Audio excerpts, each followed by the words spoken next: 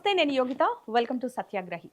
Telugu cinema కథలను కొత్తదనం, భావోద్వేగం, కమర్షియల్ గ్రిప్తో ప్రేక్షకుల ముందుకు తీసుకొచ్చిన అరుదైన రచయిత కోన వెంకట్. ఈరోజు కోన వెంకట్ గారు మన స్టూడియోలో ఉన్నారు. నమస్తే సార్. నమస్తే నమస్తే సో ఎలా ఉన్నారు? ఫైన్.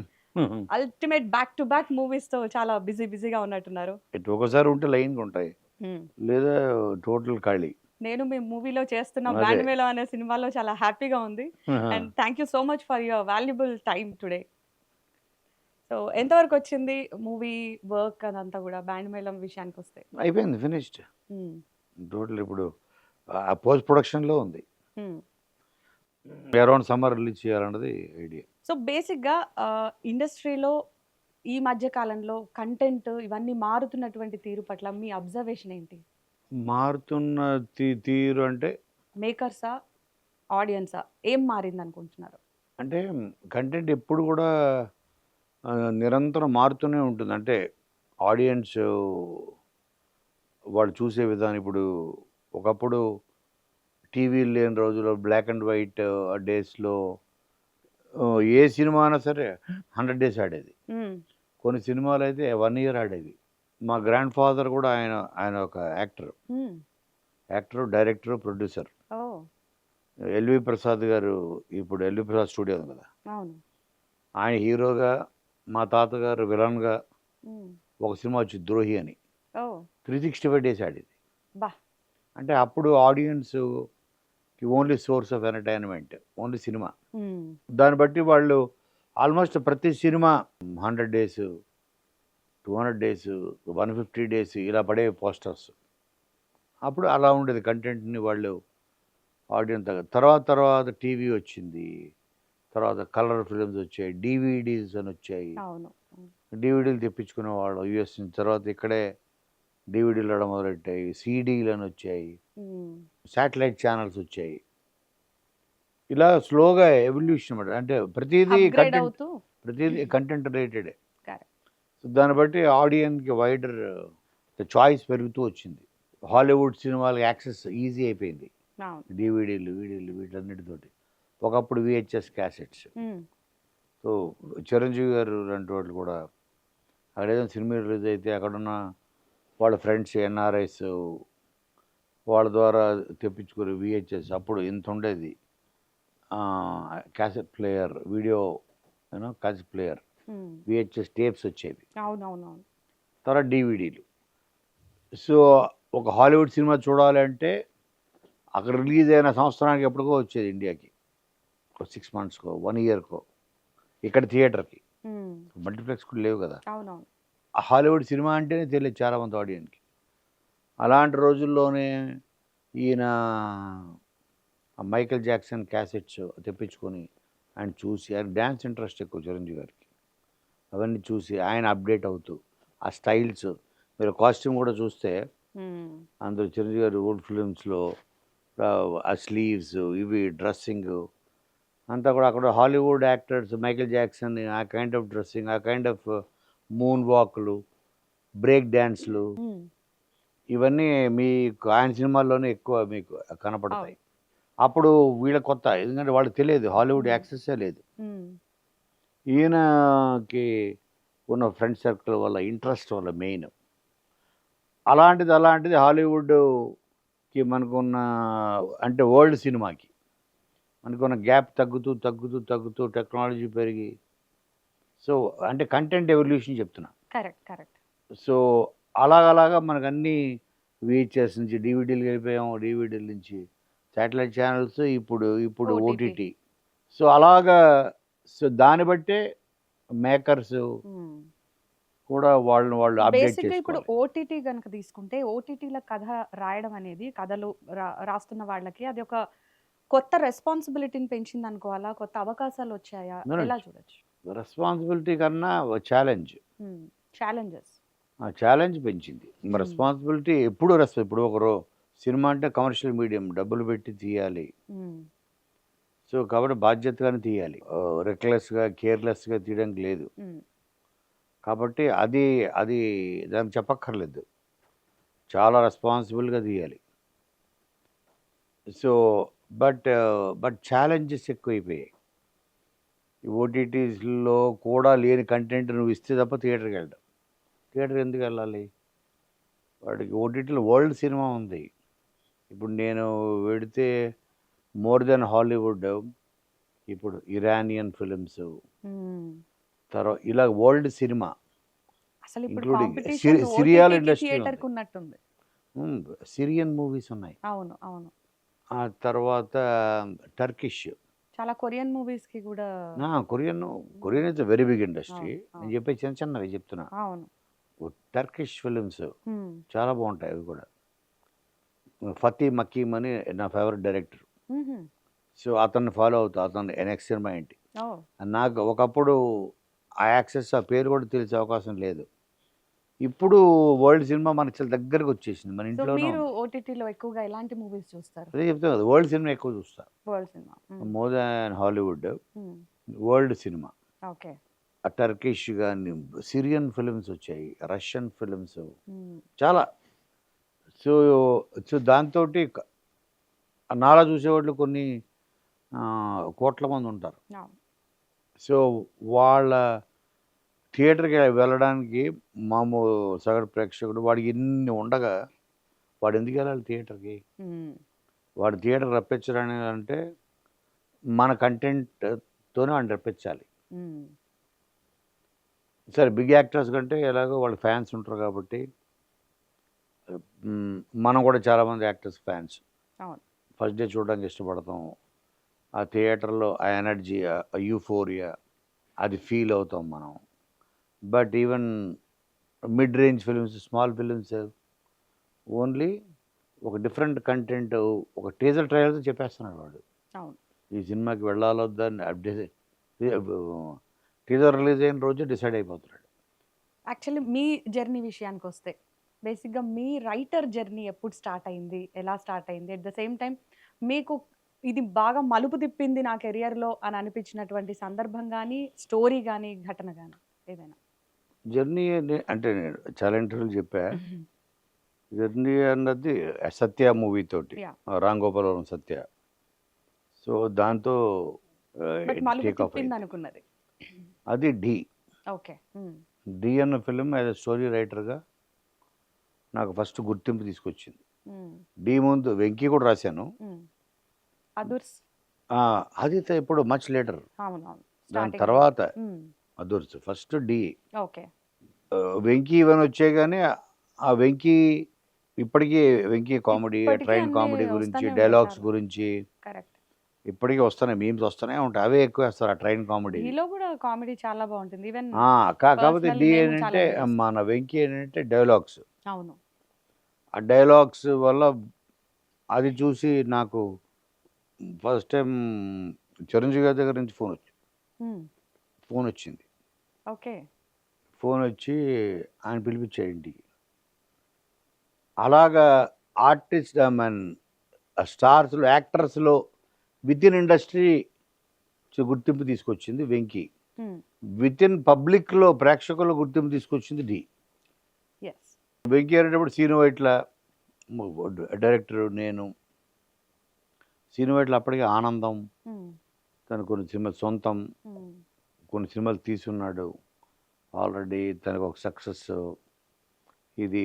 సో తర్వాత నా సినిమాలు వచ్చిన తర్వాత ఈ వెంకీ కూడా ఇతనైనా అన్నారు, కానీ with in the industry notice చేశారు. ఎవరు డైలాగులు కొత్తగా ఉన్నాయి, ఇది రాసింది ఎవరు అంటే, కొత్తగా వచ్చాడు కోన వెంకట్ అని ఇండస్ట్రీలో గుర్తింపు తీసుకొచ్చింది. ఇది ప్రేక్షకుల గుర్తింపు తీసుకొచ్చింది డి. ఓకే. ఇంకా అక్కడి నుంచి నాన్ స్టాప్. డి తర్వాత రెడీ అని, ఇప్పుడు అదూర్స్ అని, కింగ్ అని, 1 by 1. ఇట్లా జనరల్ అందరూ ఏదన్నా ఫ్రెండ్స్ అందరు కలిసినా, ఏమన్నా పార్టీస్ అయినా మీ డైలాగ్స్ ఎక్కువ వినబడుతూ ఉంటాయి. ఫ్లోలో అందరు కామెడీలు చేసుకుంటూ ఉంటారు. బట్ అది మీరు రాసిందే అనేది ఇప్పటికి గుర్తుండిపోతూ ఉంటాయి అన్నమాట. అలా వెళ్తూ ఉంటాయి. సో బేసిక్గా మీ స్క్రీన్ ప్లేలో ఆ పేస్ అండ్ పంచ్కి ఒక సపరేట్ ఫ్యాన్ బేస్ ఉంది. సో ఇది ఎలా కుదిరింది? ప్రతి వాళ్ళకి ఇప్పుడు ఒక స్టైల్ ఉంటుంది. ఒక స్టైల్ ఇన్ ద సెన్స్, మనకి చిన్నప్పటి నుంచి మనకు డెవలప్ అవుతుంది, మనకు తెలియకుండా. మన పర్సనాలిటీ, మన థాట్ ప్రాసెస్ మనకు తెలియకుండా మనలో ఒక స్ట్రీక్, అది మనం ప్రాక్టీస్ చేస్తే ట్రైనింగ్ వెళ్తే క్లాసులు తీసుకుంటూ రాదు. రాదు. అది బై బర్త్ మన sense of humour. Sense of హ్యూమర్‌కి దానికి ఏం క్లాసులు అంటే అది ఉంటాయి? Inbuilt. It can't be trained. Yes. ఆ!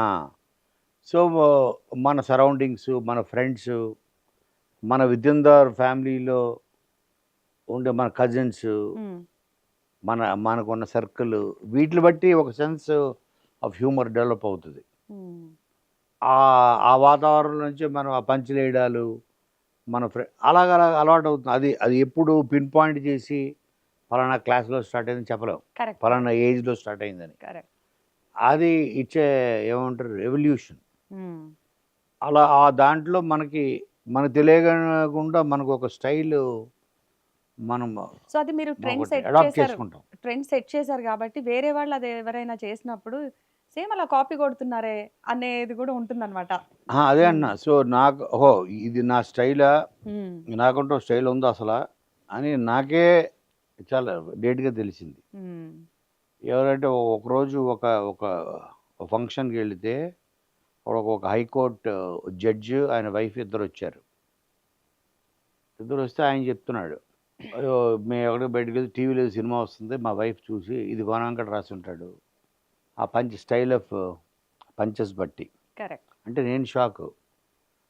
సగంలోంచి చూస్తూ మా వైఫ్ చూసి ఇది గోన వెంకట డైలాగ్ ఉంటది అని సగంలోంచి సినిమా చూసి టీవీలో వస్తుంది. అంత గుర్తుపట్టేస్తారు. అంటే అప్పుడు నేను అనుకున్నా, అవునా?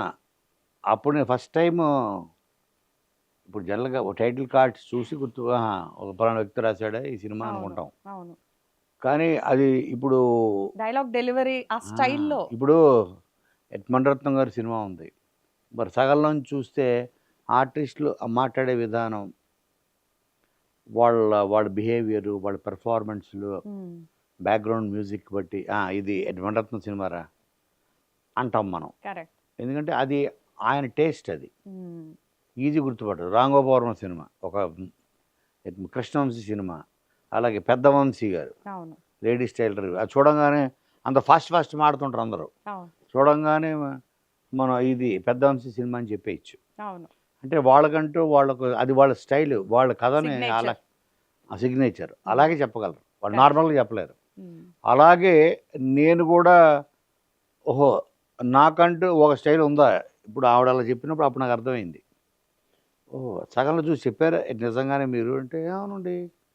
నేను అప్పటి నుంచి చూస్తున్నాను వెంకీ అప్పటి నుంచి. అసలు ఎన్నో సినిమాలు చేశారు కదా! ఓహో! అంటే ఓ చిన్న ఇంటెలిజెన్స్ ఉంటది. ఓ చిన్న ప్రాస ఉంటుంది. తర్వాత కలోక్యల్‌గా ఉంటది. సొసైటీలోంచి పుట్టినట్టు ఉంటది. క్యాజువల్‌గా కూడా ఉంటుంది. ఓకే. సో, మరి అలా చాలామంది రాస్తారు కదా! నో, నో, నో, నో, మీది వినగానే చెప్పేయచ్చు. అది. ఓహో! అలాగా ఓకే. అని అప్పుడు నాకు అర్థమైంది. ఓహ్! నాకు కూడా ఏంటో స్టైల్ వచ్చిందని. నాకు ఎవరు చెప్పారు? సల్మాన్ ఖాన్ కూడా నాకు బాగా క్లోజ్. ఆడ ఫాదర్ సలీం గారు. సలీం జావేద్ సలీం. గ్రేటెస్ట్ రైటర్ షోలే అని రాసింది. సలీం గారి కొడుకే సల్మాన్. ఆయన ఒకరోజు చెప్పాడు. ఏమని? ప్రతి ఆర్టిస్ట్ ఇంకొక స్టైల్ ఉంటుంది. ఆ స్టైల్ అంటే ఒక యూనిక్, ఒక సిగ్నేచర్. మామూలుగా ఫెస్టివల్స్, ఏమన్నా ఫంక్షన్స్ వచ్చినప్పుడు చాలామంది మిమిక్రీ ఆర్టిస్టులు ప్రోగ్రామ్స్ ఉంటాయి. సో, ఆ మిమిక్రీ ఆర్టిస్టులు వాళ్ళ స్టైల్‌ని నమ్ముకొని కొన్ని వందల వేల మంది బతికేస్తారు. అవును. సో, ఒకడు మిమిక్రీ చేయగలుగుతున్నాడు అంటే వాడికి స్టైల్ ఉన్నట్టు, ఏంటాడు స్టార్ అయినట్టు అర్థం. చాలామంది ఉన్నారు యాక్టర్లు. వాళ్ళు మిమిక్రీ మనం చేయలేము. రాదు. ఆళ్ళు ఏ మిమిక్రీ చేయగలం? వాళ్ళని ఎలాగ అనుకరించడం ఆళ్ళు అలాగ ఇప్పుడు నేను పేర్లు చెప్తే బాగుండదు పాపం, వాళ్ళని అవమానించినట్టు ఉంటుంది. మన దగ్గర ఎంతోమంది ఉన్నారు హీరోలు. ఇప్పుడు ఒక చిరంజీవి గారు ఉన్నారు. ఆయనకు స్టైల్ ఉంది. ఓకే. కొన్ని వందల మంది మిమిక్రీ ఆర్టిస్టులు ఆయన స్టైల్ అనుకరించి ఫంక్షన్స్‌లో స్టేజ్ మీద ప్రోగ్రామ్స్ ఇచ్చి బతికేస్తుంటారు. రామారావు గారు ఏం బ్రదర్ అంటారు. ఏం రాదా? అని అంటే ఎక్కడ నాగేశ్వరరావు. ఆ డైలాగ్ చెప్తే మనం ఆర్టిస్ట్ ఎవరు చెప్పేస్తాం. అంటే మిమిక్రీ వాళ్ళని చేయగలం. చాలామంది ఆర్టిస్టులు ఉన్నారు, వాళ్ళని ఏ మిమిక్రీ చేయాలో అర్థం కాదు. అంటే వాళ్ళకంటూ వాళ్ళ ఒక స్టైల్ ఏర్పరచుకోలేకపోయారు. అంటే ఒక డైలాగ్ మోహన్ బాబు ఉన్నారు, ఆయనకు ఒక స్టైల్ ఉంటుంది. అవును. అలాగా చేయలేనప్పుడు అతనికి ఏ స్టైల్ కొన్ని 50-60 ఇయర్స్ నుంచి 40 ఇయర్స్ నుంచి వేషాలు వేస్తూ కూడా పెద్ద హీరోలు వాళ్ళకంటూ ఒక స్టైల్ రాలేదు అని చెప్పాడు ఆయన, సలీం గారు. ఆయన కొన్ని పేర్లు కూడా చెప్పాడు. అవును కదా, ఇప్పుడు ఆయనలో మిమిక్ చేయడానికి ఏముంది, పెద్ద హీరోనే అనుకున్నా. అలాగే మన తెలుగు హీరోల్లో ఎంతోమంది ఉన్నారు, ఏ మిమిక్రీ ఆర్టిస్ట్ వాళ్ళని చేయడు. ఎందుకంటే వాళ్ళకంటూ ఆ సినిమాలు చేసి ఉండొచ్చు, 400 సినిమాలు చేసిన వాళ్ళు, 300 సినిమాలు చేసిన హీరోలు ఉన్నారు మన దగ్గర. వాళ్ళ ప్రోగ్రామ్ స్టేజ్ మీద మిమిక్రీ ఆర్టిస్ట్ ఎవరు చేయలేరు వాళ్ళు. ఎందుకంటే వాళ్ళకంటూ ఓన్ స్టైల్ ఒకటి వాళ్ళకి రాలేదు. అంటే ఒక సిగ్నేచర్ వాళ్ళు పెట్టలేదు వాళ్ళ పర్ఫార్మెన్స్ తోటి. అది కమెడియన్ అవ్వచ్చు, ఆర్టిస్ట్ అవ్వచ్చు, పెద్ద స్టార్లకే ఎన్ని ఉంటారని కాదు, ఈవెన్ చిన్న చిన్న వాళ్ళకు కూడా మిమిక్రీ చేయగలరు. ఇప్పుడు కొండవాల్సి ఉన్నాడు, ఆయన కూడా మిమిక్రీ చాలా మంది చేస్తారు. ఎంఎస్ నారాయణ గారు, బాబు మోహన్ గారు, అలా అందరు కొంతమంది 200-300 సినిమాలు చేసిన హీరోలు కొంతమంది ఉన్నారు, వాళ్ళని ఏమి ప్రాక్టీస్ చేయడు. ఎందుకంటే వాళ్ళ సిగ్నేచర్ లేదు. అలాగా మనకు తెలియకుండా మనకి ఒక సిగ్నేచర్, ఒక స్టైల్ ఏర్పడుతుంది. సో ఈ సిగ్నేచర్, ఈ స్టైల్ మీకు ఢీతో వచ్చిందంటారా? నాకు అప్పుడు ఏమొచ్చిందో ఇప్పుడు అదే వచ్చింది. రావడం కాదు, ఉంది. అవును, అంటే నేను అనేది, సో నాకంటూ ఒక స్టైల్ ఉంది అని నాకు అర్థమైంది తర్వాత ఆవిడ చెప్పినప్పుడు, ఆ జడ్జి గారి భార్య. ఓహో, ఓకే. సో మీరు రాఫేలో సినిమా చూసి ఇది కోన వెంకట్ సినిమా రాసింది అని చెప్పగా పోలేరు నెచ్చివయ్యి అని నేను అనుకున్నా అప్పుడు. సో అసలు ఎవరు పరిచయం లేని వ్యక్తుల నుంచి కూడా ఇది కోన వెంకట్ గారి స్టైల్లా ఉంది అని అనిపించుకోవడం బిగ్ అచీవ్మెంట్. అంటే మనకంటే దాన్ని గుర్తింపు అంటాం కదా. కరెక్ట్. ఇప్పుడు గుర్తింపు అంటే ఏంటి, చాలామంది వస్తారు, ఇండస్ట్రీ ఎందుకు వచ్చావు నువ్వు అంటే గుర్తింపు తెచ్చుకోవడానికి సార్ అంటారు. అదే గుర్తింపు. కరెక్ట్. మనల్ని గుర్తించారు అంటే మన వర్క్ని గుర్తుపట్టగలగడమే గుర్తింపు. అవును, గుర్తుపడుతున్నారు. టీవీలో చూసి ఏదో చూసి ఇది ఫలానా వాడు రాసిందంటే చాలు. సో బేసిక్గా మీరు ఒక కథ రాసేటప్పుడు మీకు ఫస్ట్ ఆడియన్ ఎవరు అంటే మార్కెటా, డైరెక్టరా, లేదంటే మీలోనే ఒక రచయిత? నేనే. నేనే ఫస్ట్ ఆడియన్. ఎందుకంటే జడ్జ్ చేయడం చాలా కష్టం. ఎడిటింగ్ రూమ్లో కూర్చొని 100 మందికి చూపించలేము. ఎందుకంటే ఇంకా స్టోరీ పూర్తిగా రెడీ అవ్వలేదు సినిమా, వాళ్ళకి ఏం అర్థం అవుతుందో అర్థం అవ్వదో, ఒకవేళ అది నచ్చకపోతే బయటికి వెళ్ళి బ్యాడ్గా మాడతారేమో, మన స్టోరీ లీక్ అయిపోతుందేమో అన్న ఒక భయం ఉంటుంది. మరి జడ్జి ఎలా చేయాలి, మనం చేస్తున్న రైటర్, సో మనమే జడ్జి. సో నేను రాసిన సినిమాలు కూడా నేను యావిడ్ రూమ్కి వచ్చినప్పుడు మామూలుగా ఎడిటింగ్ రూమ్కి నేను ఒక్కడనే కూర్చుంటా, 10 మంది చూడని చెప్తా. ఎందుకంటే ఐ గెట్ ఇన్ఫ్లుయెన్స్డ్. ఆ రూమ్లో ఇంకోళ్ళు 2-3 ఉంటే అందరినీ బయటికి పెట్టేసి వెళ్ళిపోమంట బయటికి. మీ ఓన్ జడ్జ్మెంట్. నేను ఓన్గా ప్రేక్షకుడిని అయిపోతా అప్పుడు. ఇది నేనే, షూటింగ్లో నేనే ఉన్నాను, రాసింది నేనే, రూమ్లో కూర్చొని రాసింది నేనే. ఫైనల్గా ఇప్పుడు చూస్తున్నప్పుడు మాత్రం మొత్తం డిలీట్ చేసేసుకొని ఒక ఆడియన్లా చూస్తా. అబ్బాయి ఇక్కడ, సో అవన్నీ నోట్ చేసుకొని రమ్మని ఎడిటర్ని ఆపి అది తీసి, ఇది బాగాలేదు, ఓహో ఇది మళ్ళీ షూట్ చేయాలి, ఇక్కడ ఏదో మిస్సింగ్, ఇలా నాకు నేనే ఆడియన్ లాగా చేసి దాన్ని బెటర్ చేయడానికి ట్రై చేస్తా. అయితే ఈ మాస్ అండ్ క్లాస్ ఆడియన్స్ని బ్యాలెన్స్ చేయడం అనేది ఒక సాహసం కైండ్ ఆఫ్ థింగే. సో మీకేమన్నా ఇంటర్నల్ ఫార్ములా ఉందా? ఎలా అనుకుంటారు మీరు మాస్ అండ్ క్లాస్ ఆడియన్స్ని ఎలా బ్యాలెన్స్ చేస్తారు? మాస్ అండ్ క్లాస్ అంటే ఫస్ట్ డిఫైన్ చేద్దాం, మాస్ ఏంటి, క్లాస్ ఏంటి. జనరల్గా మాస్ ఆడియన్స్ అంటే ఏంటి, ఫైట్స్, గీట్స్, యాక్షన్ ఎపిసోడ్స్, తొడగొట్టే డైలాగులు, డ్యాన్సులు, స్టెప్పులు ఇష్టపడి అంటే నేల బెంచ్ ఆ భాషలో చెప్పాలంటే. అంతే. ఇప్పుడు నేల లేదు, బెంచ్ లేదు, అన్నీ అన్నీ కూడా చేర్చి అయిపోయాయి. అంతే. బట్ ఆ భాషలో కరెక్ట్. నేల బెంచ్లో కూర్చున్న వాళ్ళు mass audience. They are called front benchers.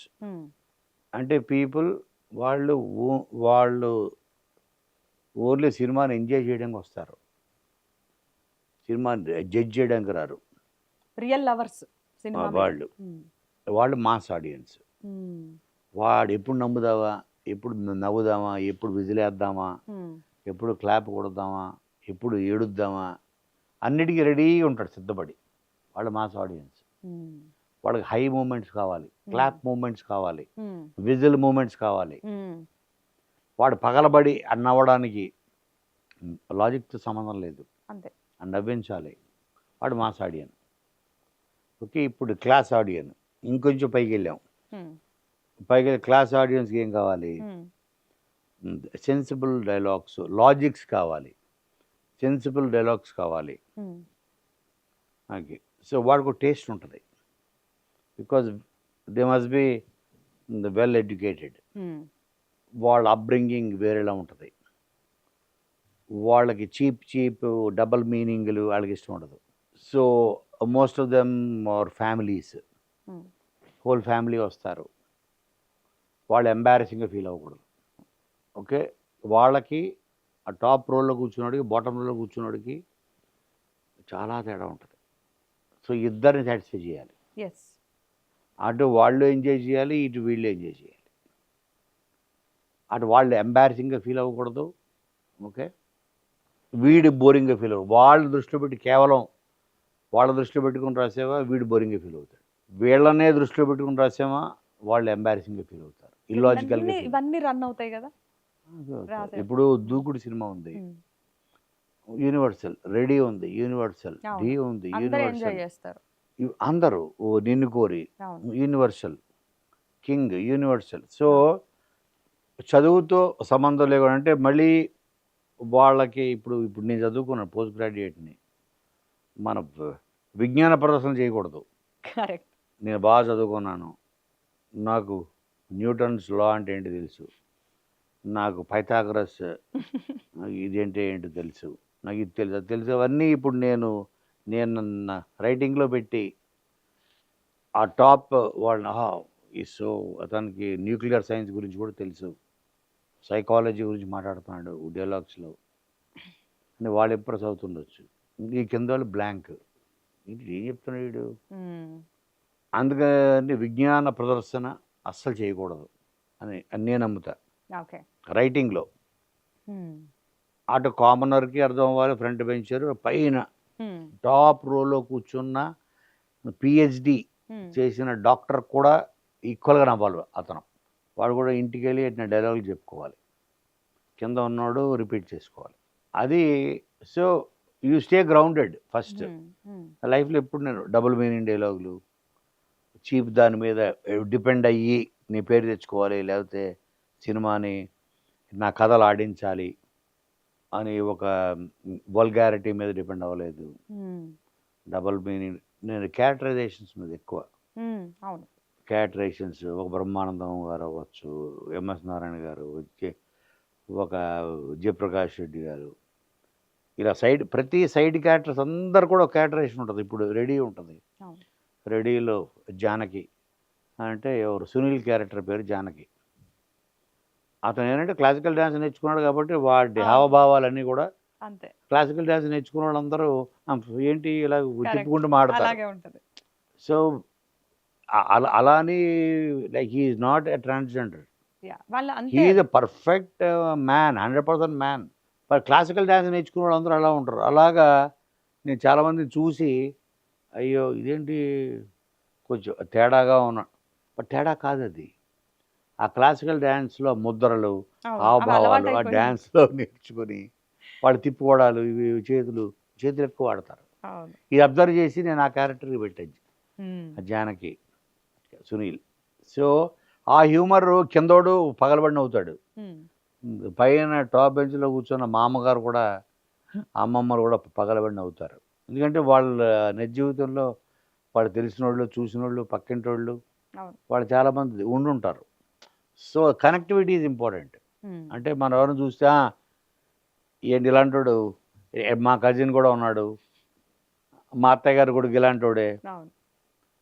మా పక్కింట్లోనూ ఉన్నాడు, అండ్ ఇలాంటి వైఫ్ అండ్ అంకుల్. హస్బెండ్ మధ్య లవ్ గురించి ఉన్నప్పుడు ఐ లవ్ యూ చెప్పాలని చెప్పేసి ఫోన్‌లో అవును. సీన్స్ కూడా చాలా పండాయి అవి. కరెక్ట్. ఏమని పిలుస్తారు మీ వైఫ్‌ని అంటే సేవ్ అని ఇట్లా ఉంటాయి కదా! సో, ఆ! ఇవన్నీ కూడా ఒక ముద్ర అనేది క్రియేట్ చేసింది. కరెక్ట్. అండ్ ఇంకొకటి డైరెక్టర్స్‌తో క్రియేటివ్ డిఫరెన్సెస్ అనేవి వచ్చినప్పుడు అంటే బేసిక్‌గా డిస్కషన్స్‌లో వాటిల్లో వస్తూనే ఉంటాయి కదా! సో, అవి ఎలా హ్యాండిల్ చేస్తారు? కన్విన్స్ చేసుకోవాలంతే. ఇప్పుడు డైరెక్టర్ అన్నవాడు మనం రూమ్‌లో కూర్చొని మనం రాస్తాం. కానీ ఆన్ ద సెట్ అటు కెమెరామెన్‌కి అర్థమయ్యేలా చెప్పి, ఆర్టిస్ట్‌కి అర్థమయ్యేలా చెప్పి, హ్మ్. అందరిని అలాగే అటు మేకప్ వాళ్ళు, ఇటు కాస్ట్యూమ్ కరెక్ట్‌గా ఉందా? గాడీగా ఉందా? ఓవర్‌గా అయిపోయిందా? సీన్ కన్నా కాస్ట్యూమ్ డామినేట్ చేస్తుందా? హ్మ్. సీన్‌లో ఉన్న ఎమోషన్ మూడ్ కన్నా. ఇలాంటివన్నీ చూసుకోవాలి డైరెక్టర్ అన్నవాడు. సో, అందుకనే అతను మనం కెప్టెన్ అంటాం. So, he is the captain. హ్మ్. సో, కాబట్టి మనం అనుకున్న కంటెంట్‌ని తను కరెక్ట్‌గా తను ఎగ్జిక్యూట్ చేస్తున్నాడా? లేపోతే తను పక్కెళ్ళిపోతున్నాడా? హ్మ్. అన్న దగ్గరే ఓ డిస్కషన్ ఉంటది తప్ప కంటెంట్ విషయంలో. ఓకే. మిగతా అన్నీ అతను ఎలాంటి కాస్ట్యూమ్స్ చేస్తాడు? అతని సెన్సిబిలిటీస్. హ్మ్. అతను ఏ కాస్ట్యూమ్ సెలెక్ట్ చేస్తాడు? ఏ కైండ్ ఆఫ్ కాస్ట్యూమ్ ఏస్తాడు? ఏ కైండ్ ఆఫ్ హ్మ్. ఆర్టిస్ట్‌ని సెలెక్ట్ చేస్తాడు? నేను 90% నేను విత్ కాస్టింగ్ చెప్పడానికి ట్రై చేస్తా. అండ్ ఇక్కడ కాస్టింగ్ అంటే గుర్తొచ్చింది. ఒక స్టార్స్‌కి కథ రాయడం, కంటెంట్ కోసం కథ రాయడం. ఈ రెండిటిని ఎలా బ్యాలెన్స్ చేస్తారు యాక్చువల్‌గా? కంటెంట్ కోసం కథ రాయడం అంటే ఫస్ట్ కథ రాస్తాం. హ్మ్. తర్వాత ఆర్టిస్ట్‌లని వెతుక్కుంటాం. ఓకే. ఆ కంటెంట్‌కి తగ్గట్టు సూట్ అయ్యేవాళ్ళని. హ్మ్. స్టార్ కంటే పలానా హీరో డేట్స్ ఉన్నాయి. ఓకే. రెడీమేడ్ షాప్‌కెళ్ళి బట్టలు కొనుక్కోవడం. ఓకే. అతనికి కొలతలు తీసుకొని బట్టలు కుట్టడం. అది తేడా. హ్మ్. హీరోలకి చేయడం అంటే వాళ్ళ కొలతలు తీసుకోవాలి. హ్మ్. వాళ్ళు అంతకుముందు చేసిన సినిమాలేంటి? ఆడికున్న ఫ్యాన్ బేస్ ఏంటి? ఆడికున్న స్టైల్ ఏంటి? వాడికున్న స్ట్రెంగ్త్ ఏంటి? హ్మ్. కొలతలు. షోల్డర్ ఎంత? నడుమెంత? ఇదంత, అదంత. దాని తగ్గట్టు రాయాలి. అదే. కుట్టిన బట్టలివి. స్టార్‌లకి ఇంత కుడతాం. హ్మ్. వాడికి తగ్గట్టు టైలర్ మేడ్ అంటాం. హ్మ్. హ్మ్. హ్మ్. ఇది ఏమో రెడీమేడ్. అది టైలర్ మేడ్ చేయాలి. హ్మ్. ఇది రెడీమేడ్ అంటే మన దగ్గర కంటెంట్ ఉంది. ఓకే. ఇప్పుడు దానికి ఎవరు సూట్ అవుతారు? నువ్వు రా. నువ్వు ఇది చెయ్యి. కంటెంట్ మార్చం. హ్మ్. కంటెంట్ బట్ మారదు. కొంతమంది ఉంటారు గదా! అంటే మనం చాలా సినిమాల్లోనే చూపిచ్చారు. మా హీరోకి ఇలాగే సెట్ అవుతది. ఇవి మార్పులు చేయాల్సిందే అనని చెప్తూ అదే ఉంటారు. కదా స్టార్. హ్మ్. అదే టైలర్ మేడ్. ఓకే. అంటే మనం కొలతలు తీసుకొని అవి చేయాలి. హ్మ్. సో, ముందే అవన్నీ వాళ్ళ ప్రిపేర్డ్. ఇమేజ్‌కి తగ్గట్టే చేయాలి. హ్మ్. ఇప్పుడు లెట్స్ సే ఫర్ ఎగ్జాంపుల్ కథ కంటే ఇప్పుడు బిల్డప్‌లకి ఎక్కువ 'నిన్ను కోరి' ప్రిఫరెన్స్ సినిమా ఉంది. ఇచ్చారంటారు. హ్మ్. హ్మ్. 'నిన్ను కోరి'. 'నిన్ను కోరి' సినిమా బాలకృష్ణ గారు చేస్తే బావుంటదా? ఎగ్జాక్ట్‌లీ. అది ఎందుకంటే నానికే సెట్ అయిందంటారు. Tailor made. కరెక్ట్. యాహ్! తన స్ట్రెంగ్త్‌లేంటి? సో, తను ఏం చేయగలడు? తను దేంట్లో తను ఎక్స్‌పర్టు? తన స్ట్రెంగ్త్ ఏంటి? అది వాడుకుంటూ ఒక కథ హ్మ్. రాయడం. ఉన్న కథకే తనకు తగ్గట్టు మార్పులు, చేర్పులు చేసుకొని చేయడం. సో, ఇప్పుడు ఏవండీ నాకు నెక్స్ట్ మంత్ నుంచి ఉన్నాయి డేట్లు బాలకృష్ణ గారివి. 2 చేసేద్దాం. అదే అదే కథ బావుంది. ఆయనకి నచ్చుతది. హ్మ్. సార్ ఫ్యాన్స్ కొడతారు మమ్మల్ని. 'నిన్ను కోరి' లాంటి స్క్రిప్ట్ తీసుకెళ్ళి అది బాలకృష్ణ ఎలా చేస్తాం? ఆయన గ్రాండ్యూర్ వేరు. ఆయన లెవెల్ వేరు. సో, ఆయనకి లార్జర్ థాన్ లైఫ్ కావాలి. హ్మ్. సో, అలాగా దాన్నే టైలర్ మేడ్ అంటాం. ఓకే. సో, ఆయన ఇలాంటి కథలు చేయలేము. హ్మ్. సో, ఆయనకి కొలతలు తీసుకొని కుట్టాలి మళ్ళీ. ఇది దానికి సరిపోద్దా రండి, కొంచెం సైజ్ చేసి ఆయనకి ఎక్కించేద్దాం. కుదరదు. జనరల్‌గా చాలామంది ఇండస్ట్రీ పాలిటిక్స్ గురించి మాట్లాడుతా ఉంటారు గదా! అది నిజంగా అలాంటివి ఉన్నాయా? ఉంటే గనక ఒక ఏంటవి? ఇండస్ట్రీలో పాలిటిక్స్ ఉంటాయి. అదుంటాయి, ఇదుంటాయి అంటారు. అసలు రైటర్‌కి ఎలా ప్రభావితం చేస్తాయి అలాంటివి? పాలిటిక్స్ అంటే ఏంటి ఫస్ట్ నాకు అర్థం కాలేదు. అది కాంపిటీటివ్ అవ్వచ్చు, ఇండస్ట్రీ ఒకరిని పాలిటిక్స్ ఎదగనీయకపోవడం అవ్వచ్చు. అదే ఉండదు. హ్మ్. ఒకరి దగ్గర టాలెంట్ ఉందంటే ఆ! వాడు ఎక్కడున్నా ఎతుక్కుంటూ హ్మ్. ఓకే. స్టార్లు హ్మ్. ఎతుక్కుంటూ వచ్చి తీసుకెళ్ళిపోతారు. హ్మ్. కృష్ణనగర్ మారుమూల రూమ్‌లో పడుకున్నా హ్మ్. వాళ్ళొచ్చి తలుపు కొట్టి నిద్ర లేపి తీసుకెళ్ళిపోతారు. టాలెంటే ఇక్కడ. హ్మ్. Talent and success. చాలామంది టాలెంట్ ఉన్నోళ్ళకి సక్సెస్ హ్మ్. వాళ్ళకి చాలా లేట్‌గా వస్తది. లేదా పాపం రాదు. హ్మ్. చాలామంది టాలెంటెడ్ పీపుల్. అవును. కాబట్టి పాలిటిక్స్, గిలిటిక్స్ ఇవన్నీ ఇదేదో దాన్నేమంటారు మీడియా వాళ్ళు రాసుకోవడానికో, లేకపోతే ఆర్టికల్స్‌కో, హ్మ్. గాసిప్స్‌కో హ్మ్. దానికి ఫీడింగ్ అది. అంతే. పాలిటిక్స్ ఒకడిని తొక్కేద్దాం, ఒకడిని ఎక్కేద్దాం. హ్మ్. ఆ! అవన్నీ పనిచేయవిక్కడ. టాలెంట్ ఎవ్వడన్నా సరే. మ్యాటర్స్. Talent and success. హ్మ్.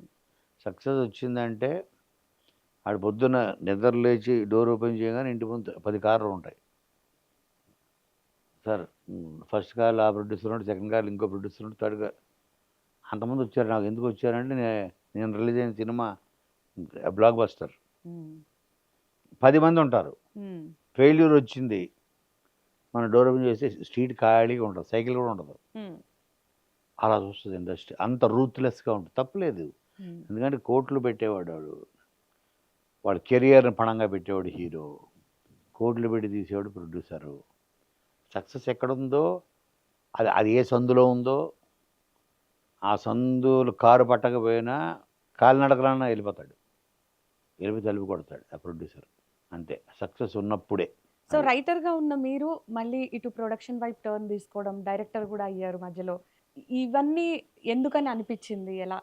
అంటే నేను బిగ్ మూవీసే ఎక్కువ రాశా. Hmm. Big movies in the sense big budget films. Yeah!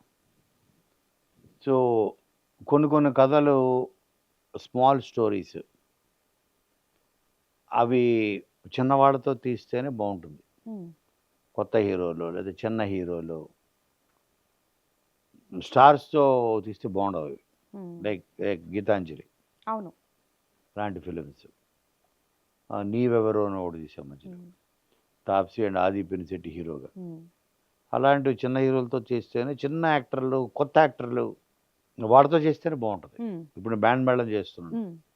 చిన్నవాళ్ళతోనే చేయాలి. అంటే ఏజ్ వైస్, హ్మ్.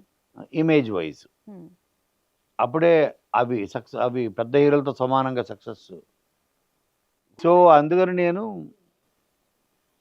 బిగ్ ఫిల్మ్స్ రాస్తూ, చిన్న ఫిల్మ్స్ తీస్తూ క్రియేటివ్ సాటిస్ఫాక్షన్ ఎక్కువ చిన్న సినిమాల్లోనే ఉంటుంది. కాన్సెప్ట్ ఫిల్మ్స్‌లో. చిన్నవి in the sense hmm. Concept based. Hmm. Hero oriented ఉండవవి. బట్ ప్రెషర్ ఏం ఫీల్ స్క్రిప్ట్ అవ్వలేదా? ఓరియెంటెడ్. ఏం ప్రెజర్ ఉంటది? అంటే మీరు డబ్బులు పెట్టాల్సొచ్చిన సందర్భం గాబట్టి, ఇన్నాళ్ళు మీరు పెద్ద మూవీస్‌కి వర్క్ జేశారు. బావుంది అంతా. బట్ మీరే ఓన్ అదే ప్రొడక్షన్ అంటున్నా అనేసరికి చిన్నదన్నట్టు ఇప్పుడు హ్మ్. ఒక కాన్సెప్ట్ బేస్డ్. హ్మ్. ఇప్పుడు మనకంటూ ఒక పేరొచ్చింది. హ్మ్. మినిమమ్ ఓటీటీ వాళ్ళు గాని, శాటిలైట్ వాళ్ళు గాని, వీళ్ళు గాని, ఆళ్ళు గాని, హ్మ్. ఓహో! ఆ పలానా ఆయన తీస్తున్నాడంటే దాంట్లో ఏదో ఉంటది విషయం. వచ్చి ఆళ్ళు తీసుకెళ్ళిపోతారు. హ్మ్. కొంపలు కూలిపోవు. యాహ్! అందుకే కొంపలు స్మాల్ కూలే బడ్జెట్ అంత రిస్క్ కాన్సెప్ట్ ఏమి ఉండదు ఓరియెంటెడ్. అందులో. యాహ్! యాహ్! రికవర్ అయిపోతే బ్రేక్ ఈవెన్ అవుతాం. హ్మ్. రిస్క్ తక్కువ, వర్కౌట్ అయితే రివార్డ్ ఎక్కువ. హ్మ్. కాన్సెప్ట్ అట్‌లీస్ట్ మంచి పేరొస్తది. హ్మ్. ఆ సాటిస్ఫాక్షన్ ఉంటది. హ్మ్. చిన్న ఫిల్మ్స్‌లో. అవును. అందుకోసమే నేను ప్రొడ్యూసర్‌గా మారా. సో, బేసిక్‌గా బ్యాండ్ మేళం ప్రాజెక్ట్ ఒప్పుకోవడానికి మీరు రీజన్ ఏంటి? అంటే కథలో మీకు బాగా నచ్చిన ఎలిమెంట్స్ ఏంటి? ఆర్ డైరెక్టర్‌ని కూడా కొత్త డైరెక్టర్‌కి మీరు అవకాశం ఇచ్చారు. సో, బేసిక్‌గా ఏం నచ్చింది? అతను స్టోరీ చెప్పినప్పుడు చెప్పిన విధానం, అతని మీద కాన్ఫిడెన్స్ వచ్చింది. హ్మ్. ప్లస్ వెరీ యూనిక్ పాయింట్ చెప్పాడు. పాయింట్ నచ్చింది. హ్మ్. నాకేదైనా ఒకటి నచ్చితే అది అర్జెంట్‌గా అది పబ్లిక్‌కి ప్రేక్షకుల దగ్గరికి వాళ్ళకి చెప్పాలి ఈ కథని. వాళ్ళకి చూపించాలి. నేనేది చూస్తున్నానో మైండ్‌లో అతను చెప్పింది. ఇది డెఫినిట్‌గా వందల, వేల, లక్షల మందికి ఇది నచ్చుతుంది. హ్మ్. అర్జెంట్‌గా దీన్ని తీసుకెళ్ళాలి. అండ్ హిట్ పేరు రోషన్ ఆ and పేరు సూర్య. అనేది తర్వాత ఫస్ట్ స్టోరీ నచ్చింది. ఓకే. నచ్చిన తర్వాత నాకు నచ్చింది 100 మందికి చెప్పాలి అన్న ఆ ఎంతూజియాజం వాళ్ళు క్రియేట్ చేశాడు ఆ డైరెక్టర్. ఉమ్, నిన్ను కోరి కూడా అంతే. ఉమ్, శివ ఎలా నా దగ్గరకు వచ్చి ఎప్పుడైతే కథ చెప్పాడో ఆ క్షణం నాకు తెలుసు ఏదైనా పెద్ద డైరెక్టర్ అవుతాడు, ఉమ్, సెన్సిబుల్ డైరెక్టర్ అవుతాడు.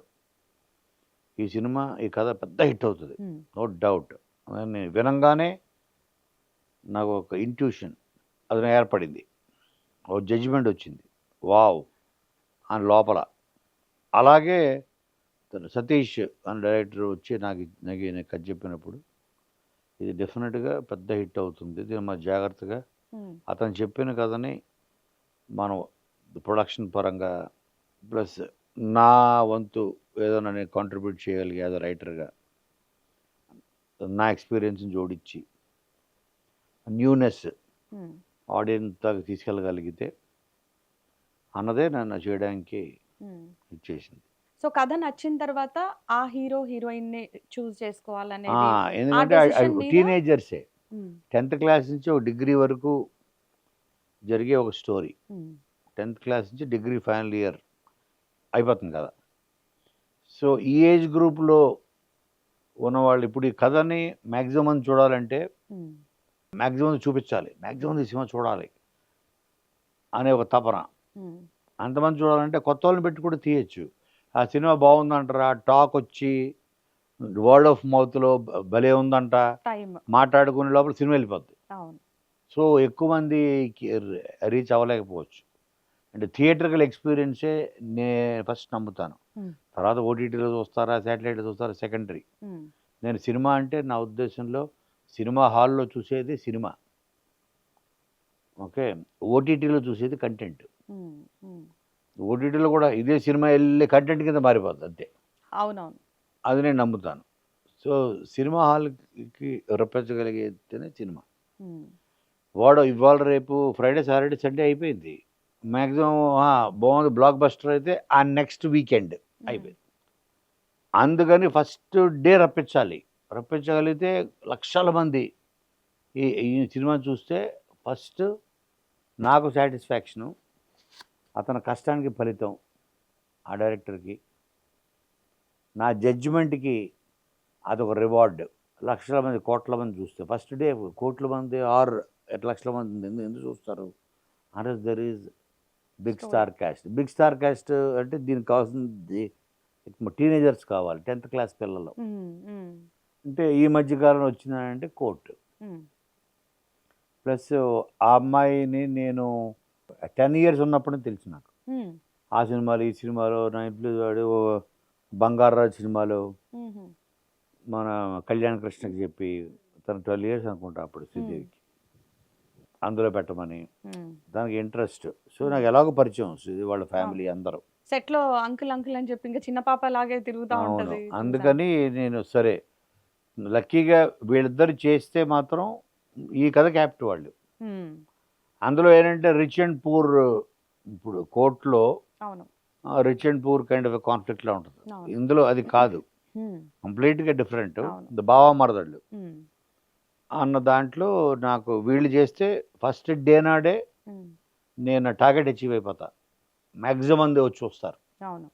అన్న ఉద్దేశంలో వాళ్ళకి వెళ్ళడం జరిగింది. ఒక మంచి కథని మంచి కాస్టింగ్ ఉంటే ఎక్కువ మంది చూస్తారు. అండ్ రోషన్ ని చూస్తే కూడా అది బాన్ యాక్టర్ అనిపిస్తది. అంటే చిన్నప్పటి నుంచి కూడా సినిమాలు చేశాడు, ఆ 100%. ఈజ్ చాలా బాగా కనిపిస్తది. Roshan is going to be um. Very big star. ఇంకా ఎవరికి సినిమాలో మంచి హైలైట్ వస్తుంది అనుకుంటున్నారు క్యారెక్టర్? నీకే వస్తుంది అదే అదే మీ నోట్తో చెప్పించాలి. From anchor to actor. Anchor to actor. 100% Roshan ఎట్ మదర్ కింద. అరే భలే పట్టారే కోన గారు, ఎక్కడ ఆయన భలే పడతాడు యాక్టర్ని అంటారు రేపొద్దున. బా ఇదే నేను మిమ్మల్ని ఇంటర్వ్యూ చేయడం, మీ ఇంటర్వ్యూలో ఫస్ట్ టైం నా గురించి ఒకటి చెప్పడం అనేది very happy. And thank you so much for the opportunity.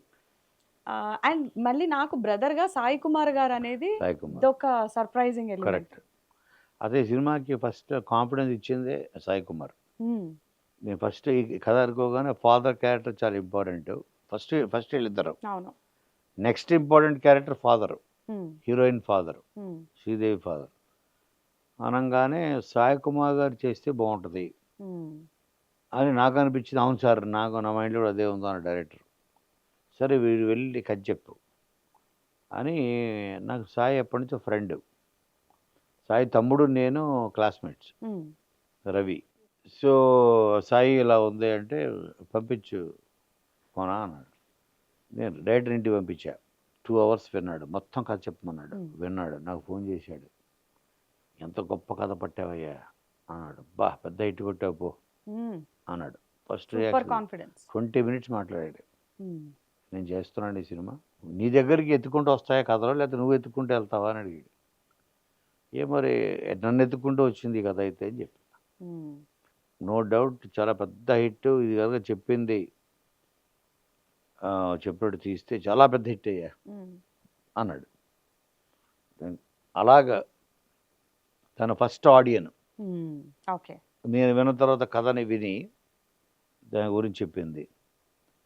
అలాగా చంద్రబోస్, ఉమ్, సాంగ్స్ రాశారుగా. చంద్రబోస్ని నేను నేను బోస్బాబు అంట. యాక్టర్స్లో స్టార్ లేకపోతే బాబు గారు పిలుస్తారు కదా. అలాగే లిరిసిస్ట్లో స్టార్ బోసు, అందుకనే బోస్బాబు అంటా నేను. ఉమ్, నాకు ఎప్పటి నుంచో పరిచయం, ఆది ఎప్పటి నుంచి పరిచయం. ఉమ్, నాకు మంచి ఫ్రెండ్ కూడా. బోస్బాబు నీకు నువ్వు సాంగ్ రాయాలి అంటే నేనే వస్తాను మీ ఆఫీస్కి అన్నగారు రా అన్నాను. వచ్చాడు.